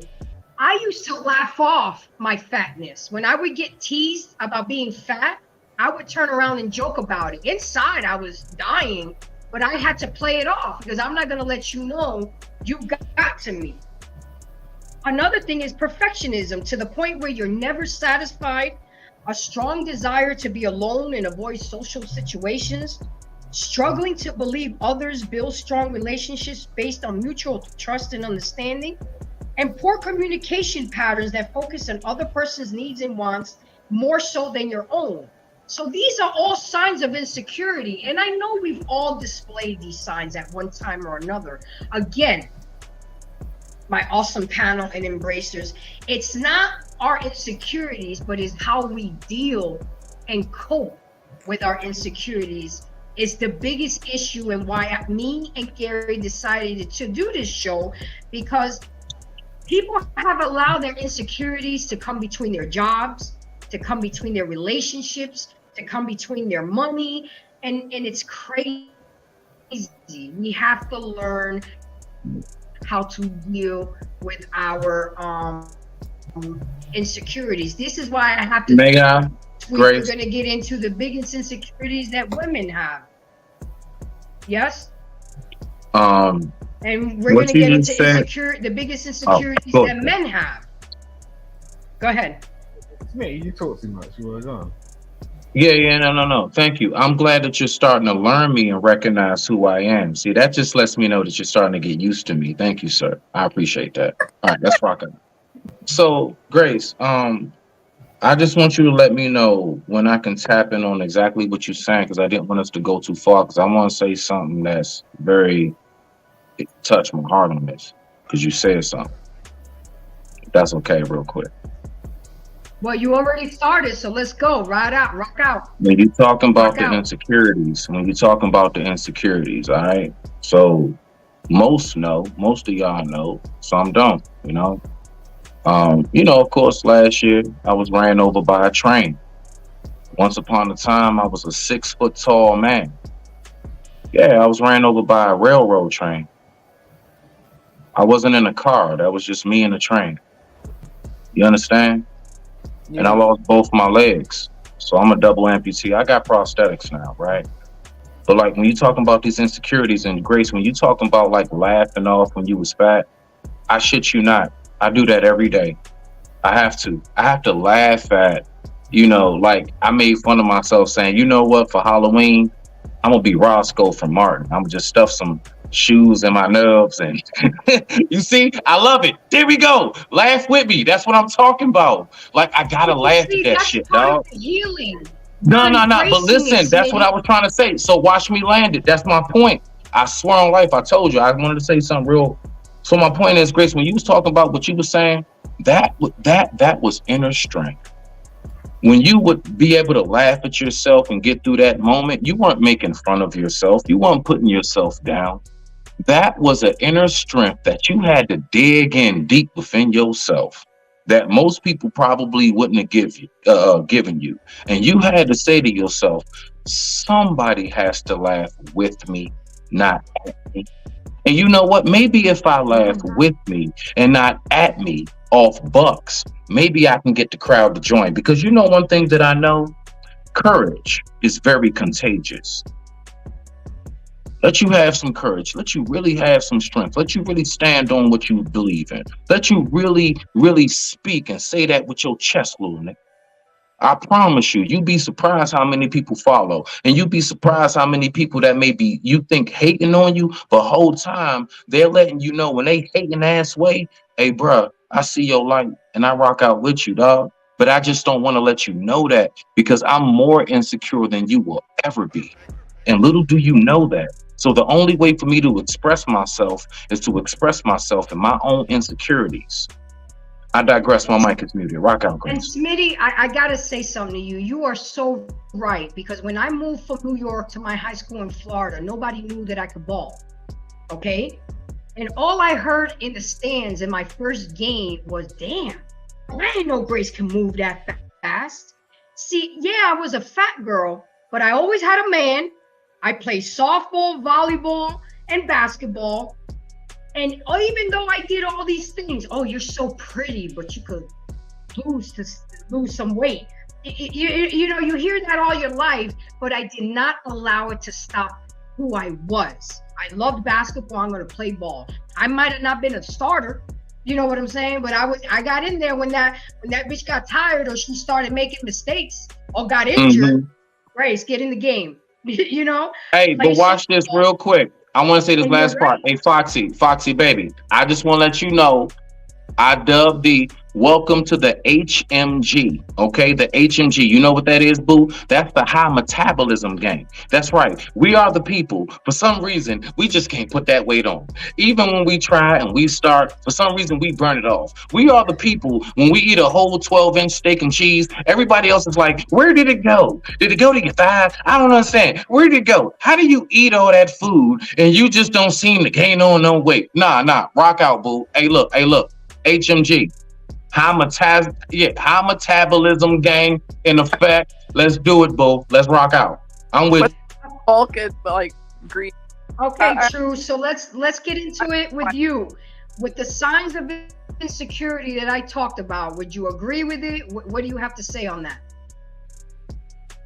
With the well, first and foremost, I want to say I'm glad Smitty, survived his accident, that he's still with us. Absolutely. So blessing to that, my brother. Yeah, I think we touched on it earlier in the broadcast that there's a transition from your adolescent, through your adolescence to your adulthood. And definitely you get most of these interactions in your adolescent and you start to learn to navigate through the world because you have a self-image of self, or value system of sorts, but then you have to go out in the world and then battle what people are trying to attach to you. So maybe you're the athlete, maybe you're the pretty girl, maybe you're the dumb guy, maybe you're the smart guy, and people chameleonize themselves at certain points, because you're developing, you're learning. You have to, and then it takes a lot of maturity, a lot of development to figure out how to attach to oneself, like Smitty's been saying our broadcast, how you perceive your value, and there's different things you do. You laugh it off. In my neighborhood, you have to be slick with the mouth. If somebody run their mouth and say something, you already had to have 5 comebacks, 10 comebacks. Didn't matter who it was, anybody could get it, and you learn, so nobody could come at you, and then eventually they bow down. So yeah, you learn how to navigate. But I digress. My mic is muted. All right. Okay, Gary, you've been quiet for a minute. So everything that I spoke about, the signs of insecurity, what's your take on it? You're muted. You're on mute. Gary. Can you hear me now? Testing 1 2 testing. Can you hear me? Yeah, we can hear you now. Okay. So Yep. a lot of what you said, I definitely agree with. I think that clearly different people have different insecurities. I definitely echo a lot of what True said.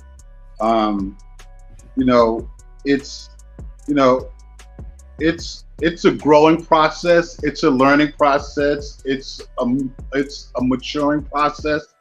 And I think as you're maturing and learning, then you know how to deal with your insecurities a whole lot better, right? Because clearly the people that don't know or don't learn how to deal with their insecurities, then clearly they lash out, argue, do all the toxic stuff, right? But when you have learned and understand what your insecurities are and you've matured and you know how to handle them, then clearly you deal with it a lot better. Which I think that there's a lot of us that do, right? Because again, we all have our different types of insecurities, but then it goes back to how we deal with it. I don't have any insecurities. Absolutely. Go ahead, Simon. Since Gary just landed it, what is your take on the signs of insecurity? I don't have any insecurities. I'm cool. I've dealt with my shit. And I think the problem is we're grown adults out here trying to act like kids, and we don't get over certain things in the time that we have. to actually respond to things that are presented to us that are very, very clear, but at the same time, we don't want to fucking address it. Sorry, I'm just sorry about the swearing. We don't want to address it. We don't. You don't want to look in the mirror and go, okay, you're good, but I'm this podgy black boy that was once skinny and attractive as these women are portraying us to be. I don't like how I look, and it's a problem. You look in the mirror and you go, look, oh, I don't look like how I looked like when I was 16. And the thing is, it's a problem. It's like, that's your insecurity. It's not anyone else's insecurity. I'm sure that many people like will just literally walk out of their house and they have got to a point where they're checking other people that ain't even talking to them, like not even looking at them in a way that they think they're looking at them, but they're so insecure in their own sense, they're checking themselves. It's like, oh, do I have my makeup correct? Do I have my lipstick correct? Do I have like this eyeliner? Am I wearing the right shirt? Am I doing this? Am I doing that? And it's like you're frazzling your brain. That's what you're doing, because no one really cares. Like, I've literally walked out and like I've tested this.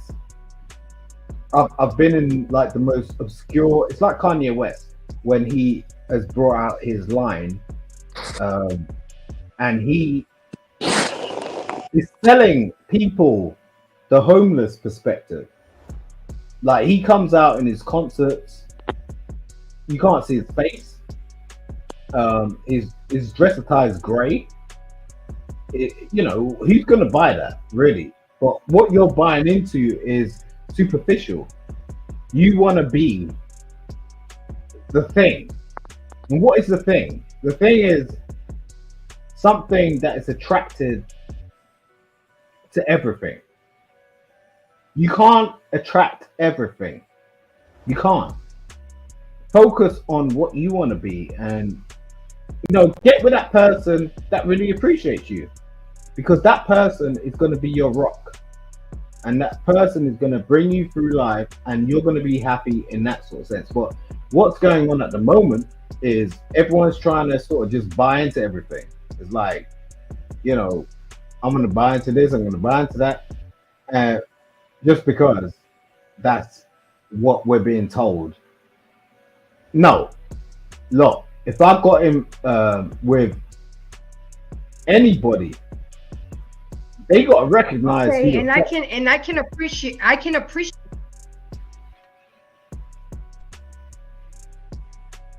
But what I also want to mention to you, Simon, is I hear you when you say people need to do this, but I need you to show some empathy and some compassion, because not everybody has the courage or the strength to get over shit.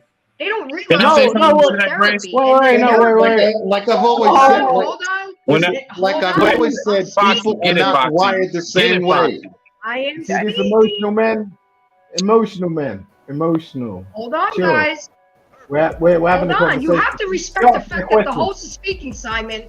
You have to respect the fact that the host is speaking. Period. You asked me a question, right? Okay. Thank you. No, I'm still speaking. Once I'm done speaking, then you answer the question. We speak. But I'm not done speaking. Yes, you save your answer for when I'm done speaking.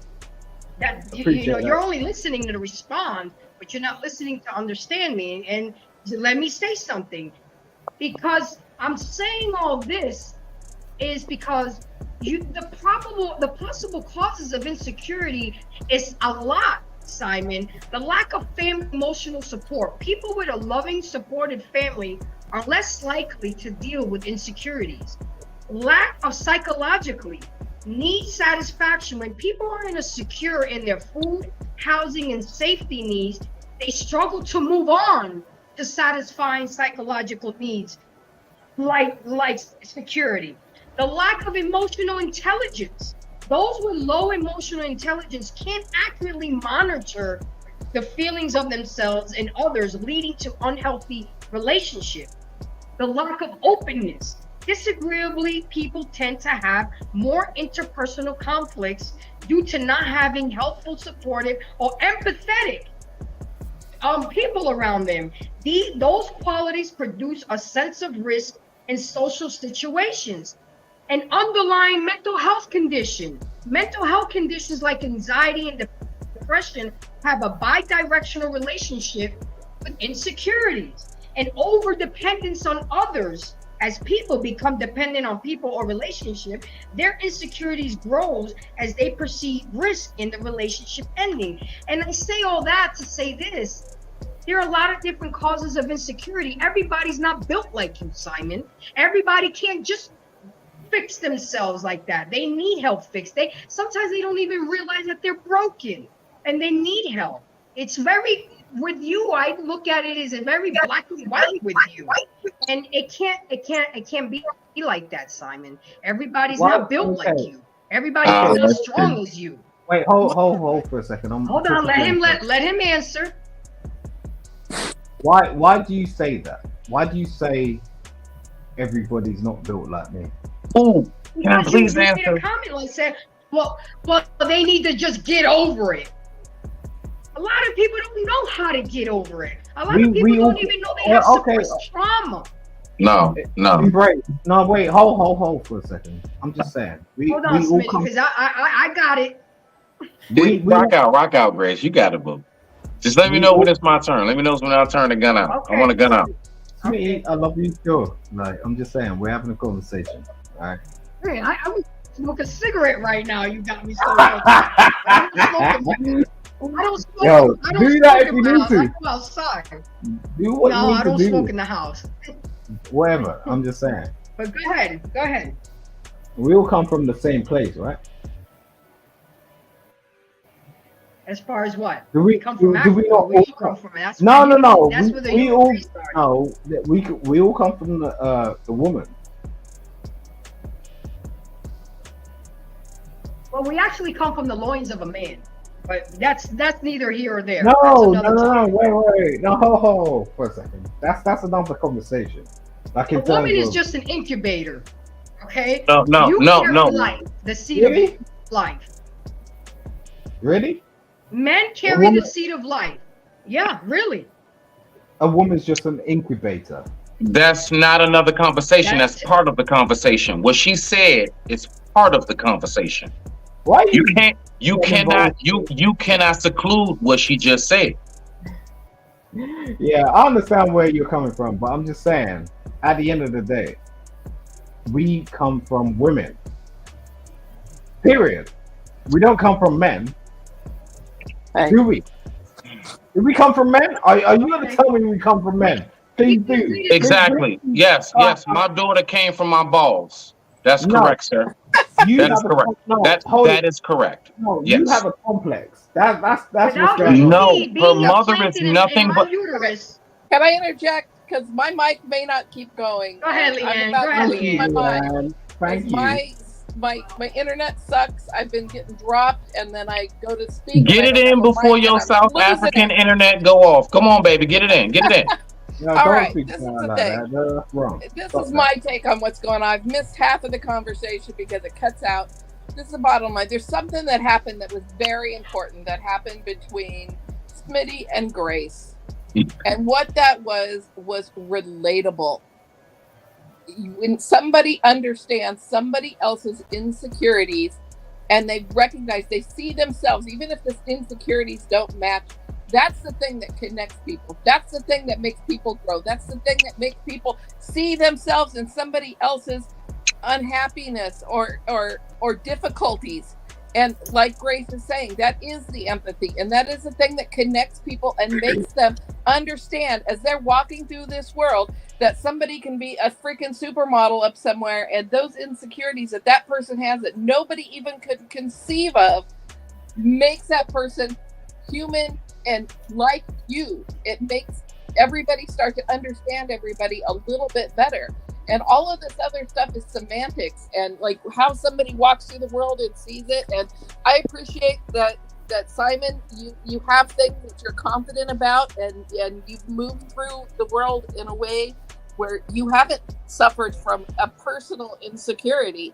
But there are people in this world that do, and whether you share that insecurity or not, it's important to recognize that, you know, this is an invisible thing that not everybody, you know, we can be looking at Smitty on here and I wouldn't know what he shared with us until he shared it. I didn't say, no, wait, I didn't say anything about I ain't suffered insecurities. I've always wanted to know you what said happened. You don't have any I didn't want insecurities. to ask, Smitty. Huh? You almost said you was perfect and you caught yourself. You almost said, "Oh, I'm perfect," and you caught yourself because you was about to say. Are you serious? I don't know. Let me if say anybody something to else you. caught that, but I did. Let me say something to that. Please. I beg of you, let me respond. Oh, wait. But I have my hand up. Oh, my bad. Okay, When you're you done, did, Lady you Foxy.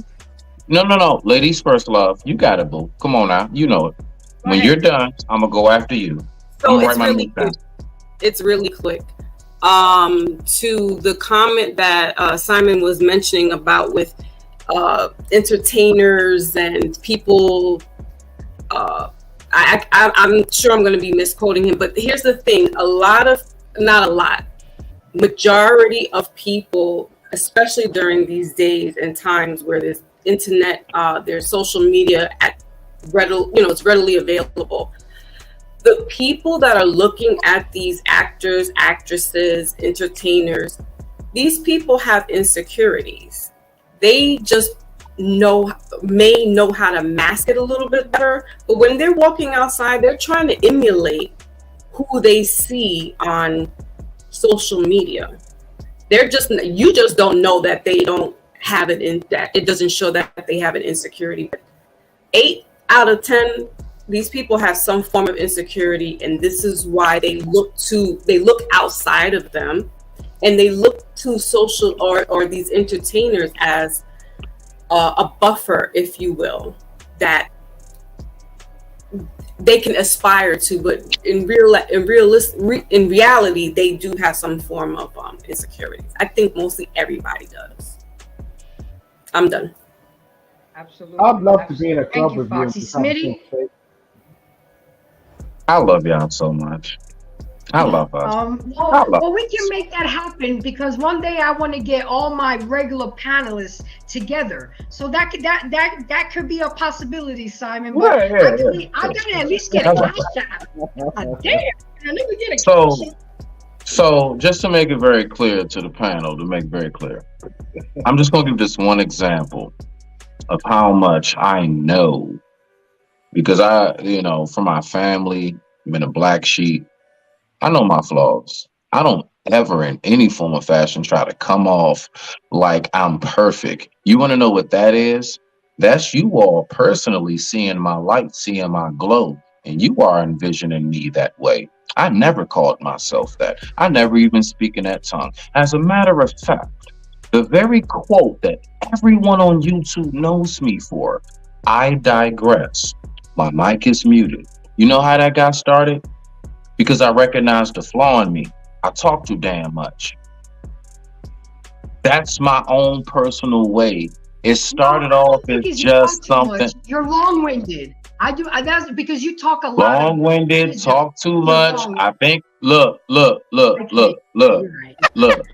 I call it apples. You call it masana. Okay, fine. Look, we're just going. You see what I'm saying? So I'm just saying.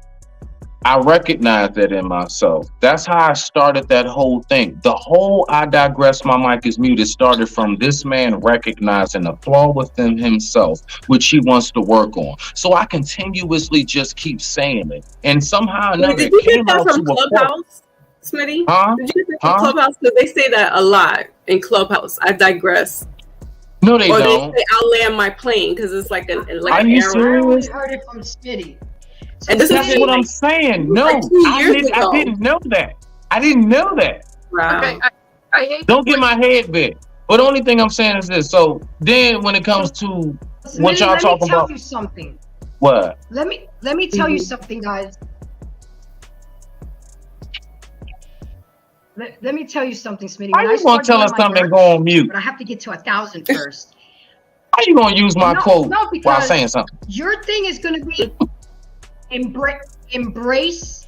Your shit is gonna be embrace digression. You see that is gonna okay, all right, embrace digression. I mean, if you want to say that, cool.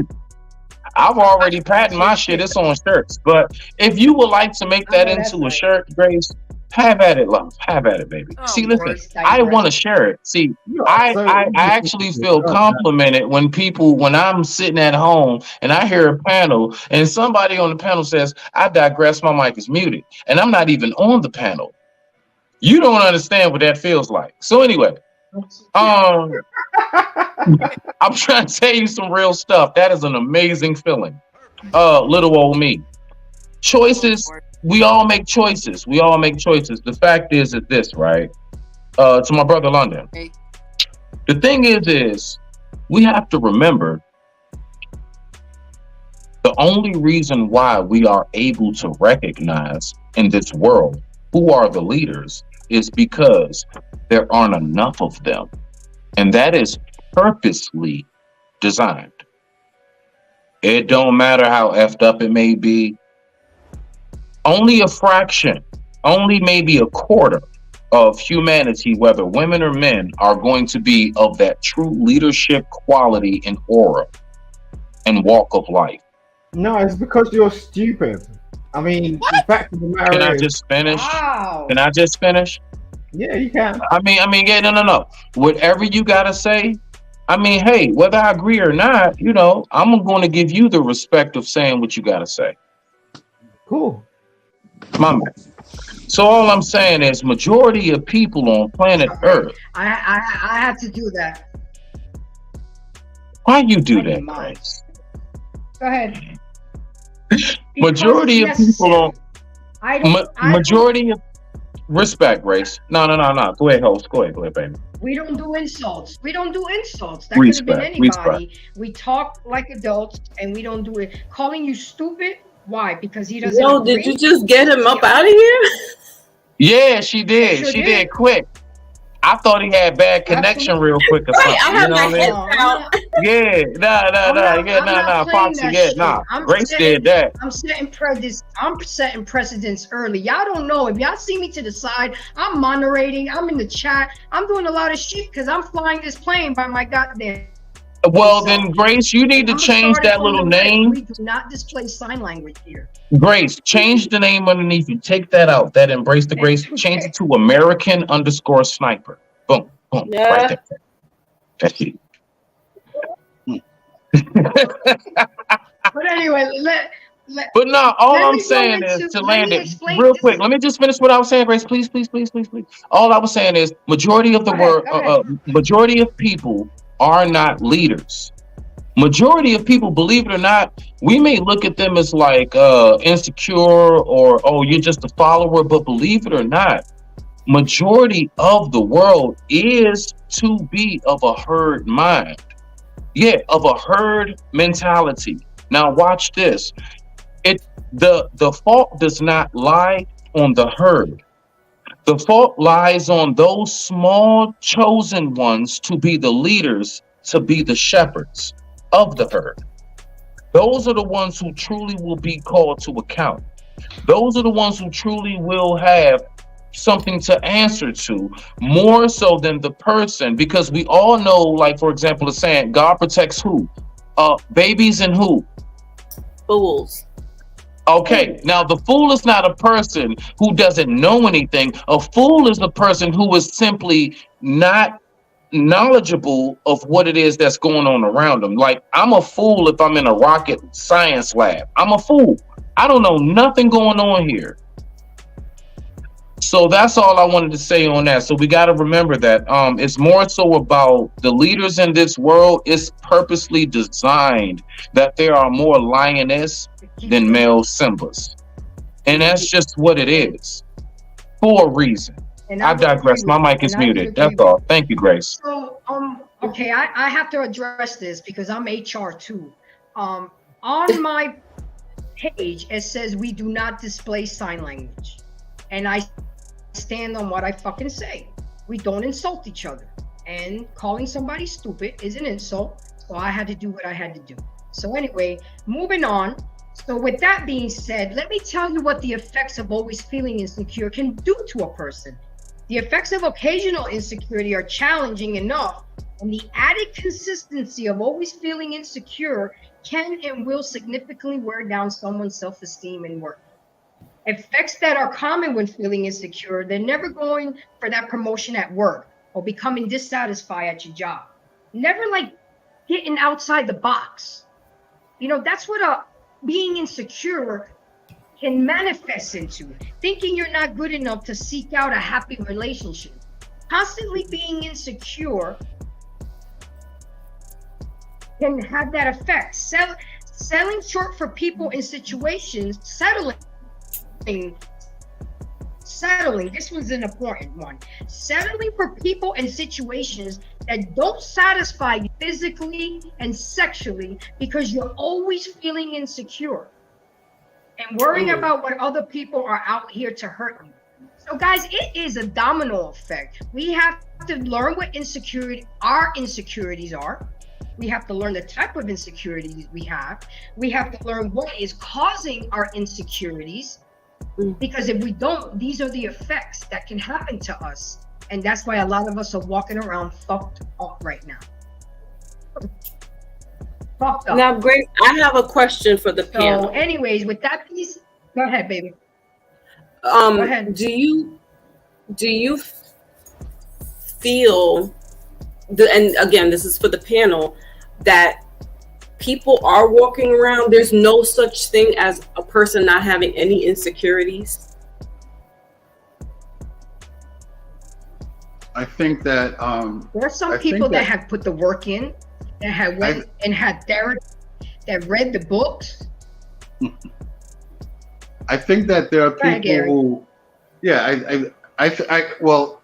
I will say in my experience, there are people, I think everybody has different levels of insecurity, right? So I think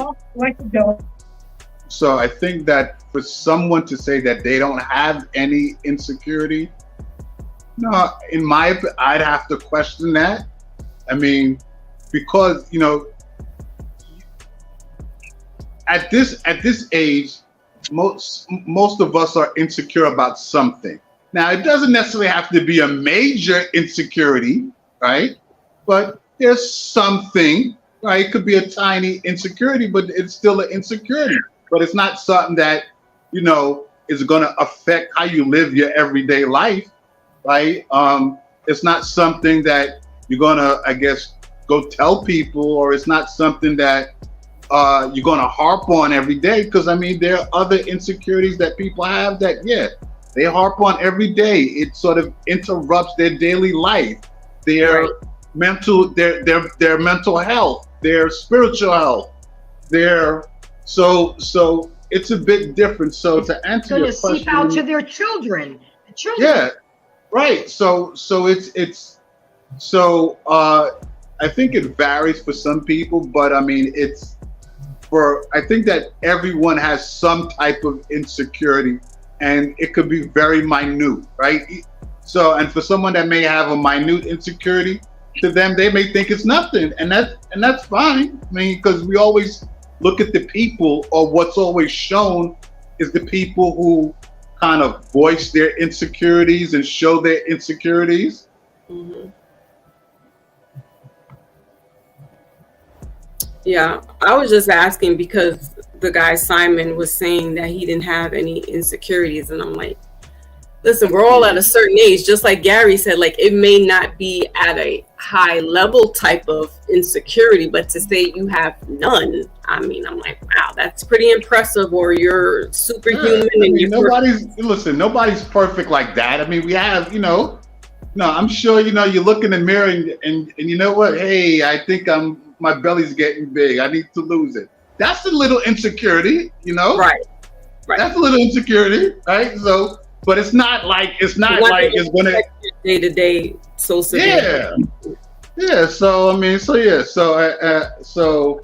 but I always say that people are wired differently, right? And I believe something that True said and Grace said is that when we growing up as kids, we're brought up in a household from what our mom and dad teaches us, and that kind of affects us, and it sort of sets our mental state, right? So it lays each the of us, foundation. right? So each of us may deal with things differently, even though we may, we may have come up in a household that is loving and caring, but you may be the black sheep, right? The brothers and sisters may get everything, but you're the black sheep. Right. So, and that is going to affect you differently than it would be them. Right. So, and Absolutely. I think that, a lot of people, they forget those kind of things, because that kind of, it lays the foundation for how we're wired later on in life. Yep. Absolutely. So this is what we're going to do, guys. Smitty, talk your thought on this, and then go ahead and give me your final thoughts on this whole insecurity, because there's a part 2 next week. Because next week we're going to get into the women's insecurities, men insecurities, and how we can learn to live with our insecurities and each other's insecurities. So tune in for that next week. That's going to be juicy too. Gary, didn't I tell you this was going to be a good one? I know. I see you said. Talk on the comment you have for what Gary was saying, and then your final thoughts, and land it quickly. All right. I'll be quick. So, life is about balance, and we must honestly. I put insecurity in a healthy, balanced way in the same category as I would put fear. We all should have a certain degree of some form of organic insecurity and or fear. Why? Because that keeps us sharp. If, the person who feels like I have nothing to learn, I know everything, learns nothing more. The person who feels like there's nothing to correct, then, they don't fix anything. So I do believe that a part of my insecurities that I've had has been a part of why I have taken time to look at myself and observe myself. And then maybe because, I'll focus. Now, again, I said in a healthy way, not extreme, but in a healthy way. Yeah, fear and insecurity to a degree. We all need a little bit of that, almost like that teaspoon of salt in that, pot of soup. So I would say that would be the most part. Why? Because insecurity breeds confidence. It breeds confidence. Sorry.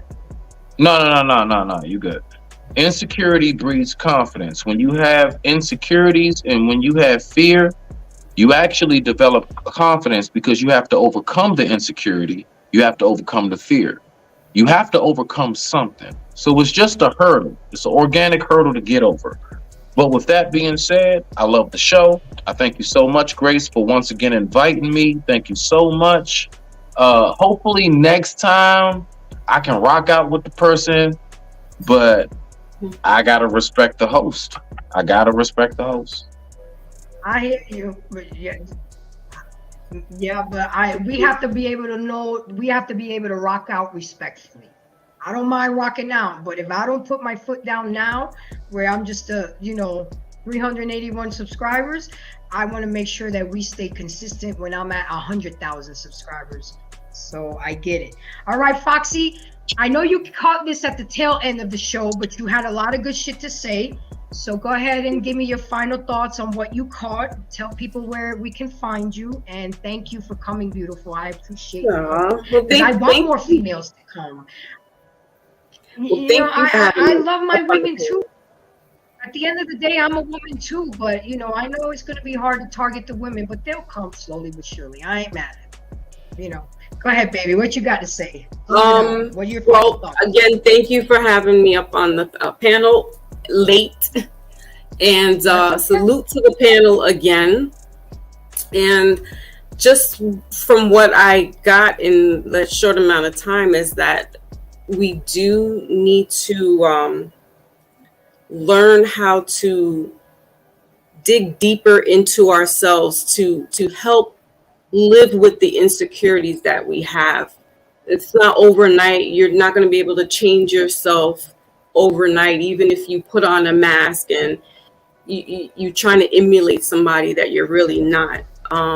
So yes, it's easier said than done, but it's a day-to-day process. It's like somebody who has a drug addiction. It's one step at a time, and you should embrace that insecurity. It's an extension of you, like it or love it. And so we got to try to work on ourselves a little bit better. That's all. And where can we find you, Roxy? So Foxy Moon premieres usually Wednesdays. I haven't been doing any readings because, like I said, with the death, my head's not there. But I have come on and done some lives. And then I also have another channel that's Inside Foxy's Mind, where I have conversations just as this. But yeah, you guys can find me Foxy Moon premieres, YouTube. I also have IG. It's Foxy Moon Spiritual, Foxy Moon _ Spiritual Alchemist. I'll put that in the chat, and that's where they all can find me. Awesome. Okay, Gary.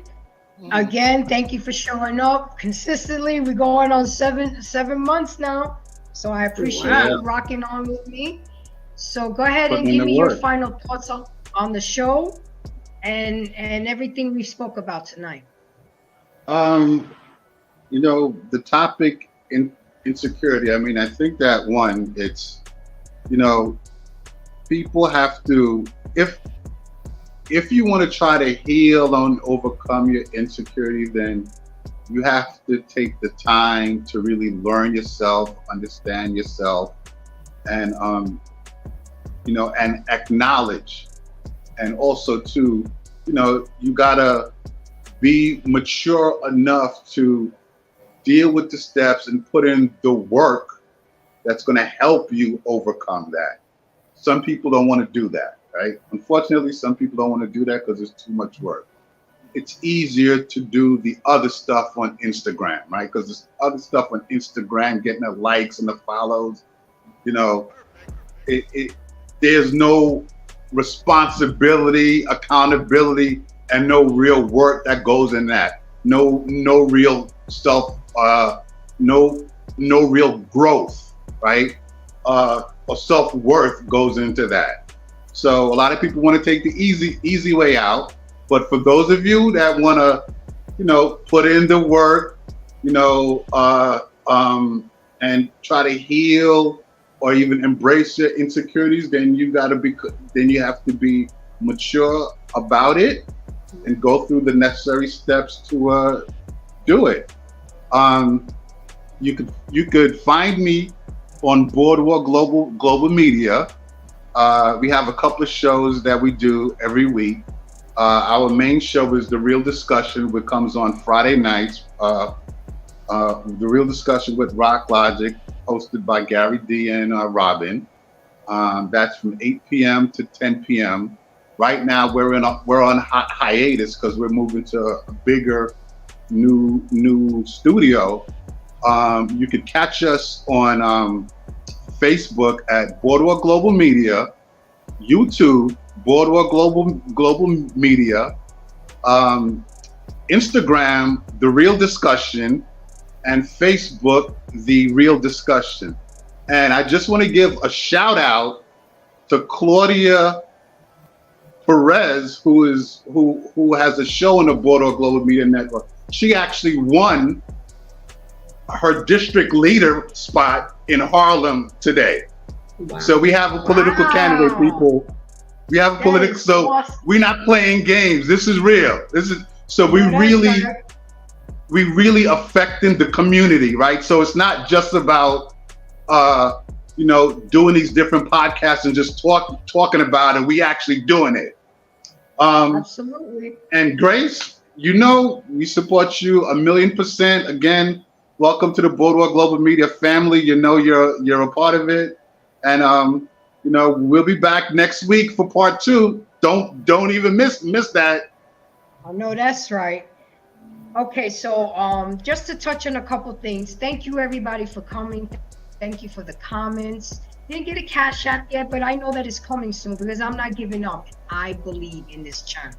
I don't pay people to get people kicked off. I don't pay people to come. I don't ask for money to come on the panel. I don't do all that. I want you guys to give and embrace willingly, wantingly. And if it doesn't come right now, it'll come later because I believe in my shit that I'm doing. And people like Gary that believe in me, and Smitty and Foxy, the JVJ network and Lapeef network, and everybody I'm working with, because it's not about what you know, it's who you know. I'm networking with people that want to network with me, and I'm going to grow organically. So with that being said, my final thoughts. Look, people, we all have insecurities. It's a universal experience. But not all people experience insecurity so intensely that it disrupts their life and ability to function.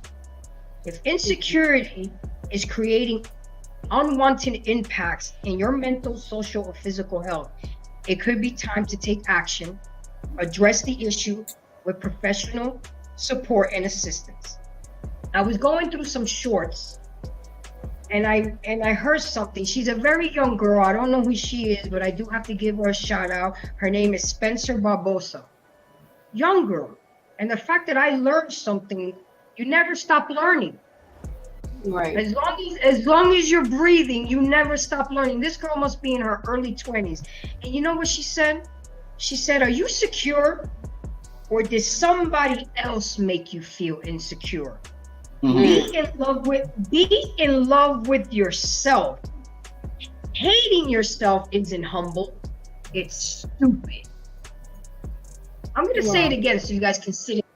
Okay, I was gonna show you the video of her, but I'm not a master yet on videos, and I didn't want to do her like that. But I was gonna give her a shout out. Her name is Spencer Barbosa. Go check her out. Okay, because for being so young, this shit is that on YouTube, IG, or TikTok? YouTube. Okay. YouTube. It hit my soul. I embrace this shit right here. I'm gonna say it again. Are you insecure, or did someone else make you feel insecure? Wow. Be in love with yourself, because hating yourself isn't humble. It's stupid. Now that's where we can use that word appropriately. Right. So with that being said, sit on that. For you guys that are getting ready to watch us next Monday, if you have to watch the replay to refresh yourself, but next week we're going to talk about the biggest insecurities of women, the biggest insecurities of men, and what we can do to embrace our insecurities and mend them. You can find me, of course, here on Embrace the Grace at YouTube channel, Instagram, Embracing the Grace, TikTok, WhatsApp, Snapchat, all of it. I'm all over these streets. Y'all ain't gonna get enough of me. Watch. Don't believe me, just watch. Okay? If y'all can feel the excitement that I have for this channel, y'all will have the same excitement I do. I know Gary does. You know, I know a lot of other people do, and I do want to say give a shout out to the JVJ network. Thank you for giving me the opportunity of a permanent spot on Thursdays at 8 p.m. I do be streaming with them, so you can find me on the JV. See, I got to get used to that, and I got to get used to the global. I know you're looking at me. Boardwalk Global Media and JVJ network. I got to get it used to. You're absolutely right, sir. You just all over the place, Grace. Absolutely. Because I believe in this, I believe in myself, and I believe that I'm doing good. This is my calling. So I've embraced my grace. Now I need y'all to embrace me. So thank y'all for coming out. Thank you guys. See you next Monday. Gary, I'll talk to you soon. Next Thursday. You said Monday. Yeah, right. Okay. Oh, next Thursday. Okay, next Thursday. That's why I got a co-host and a co-host. Bye, guys. Bye.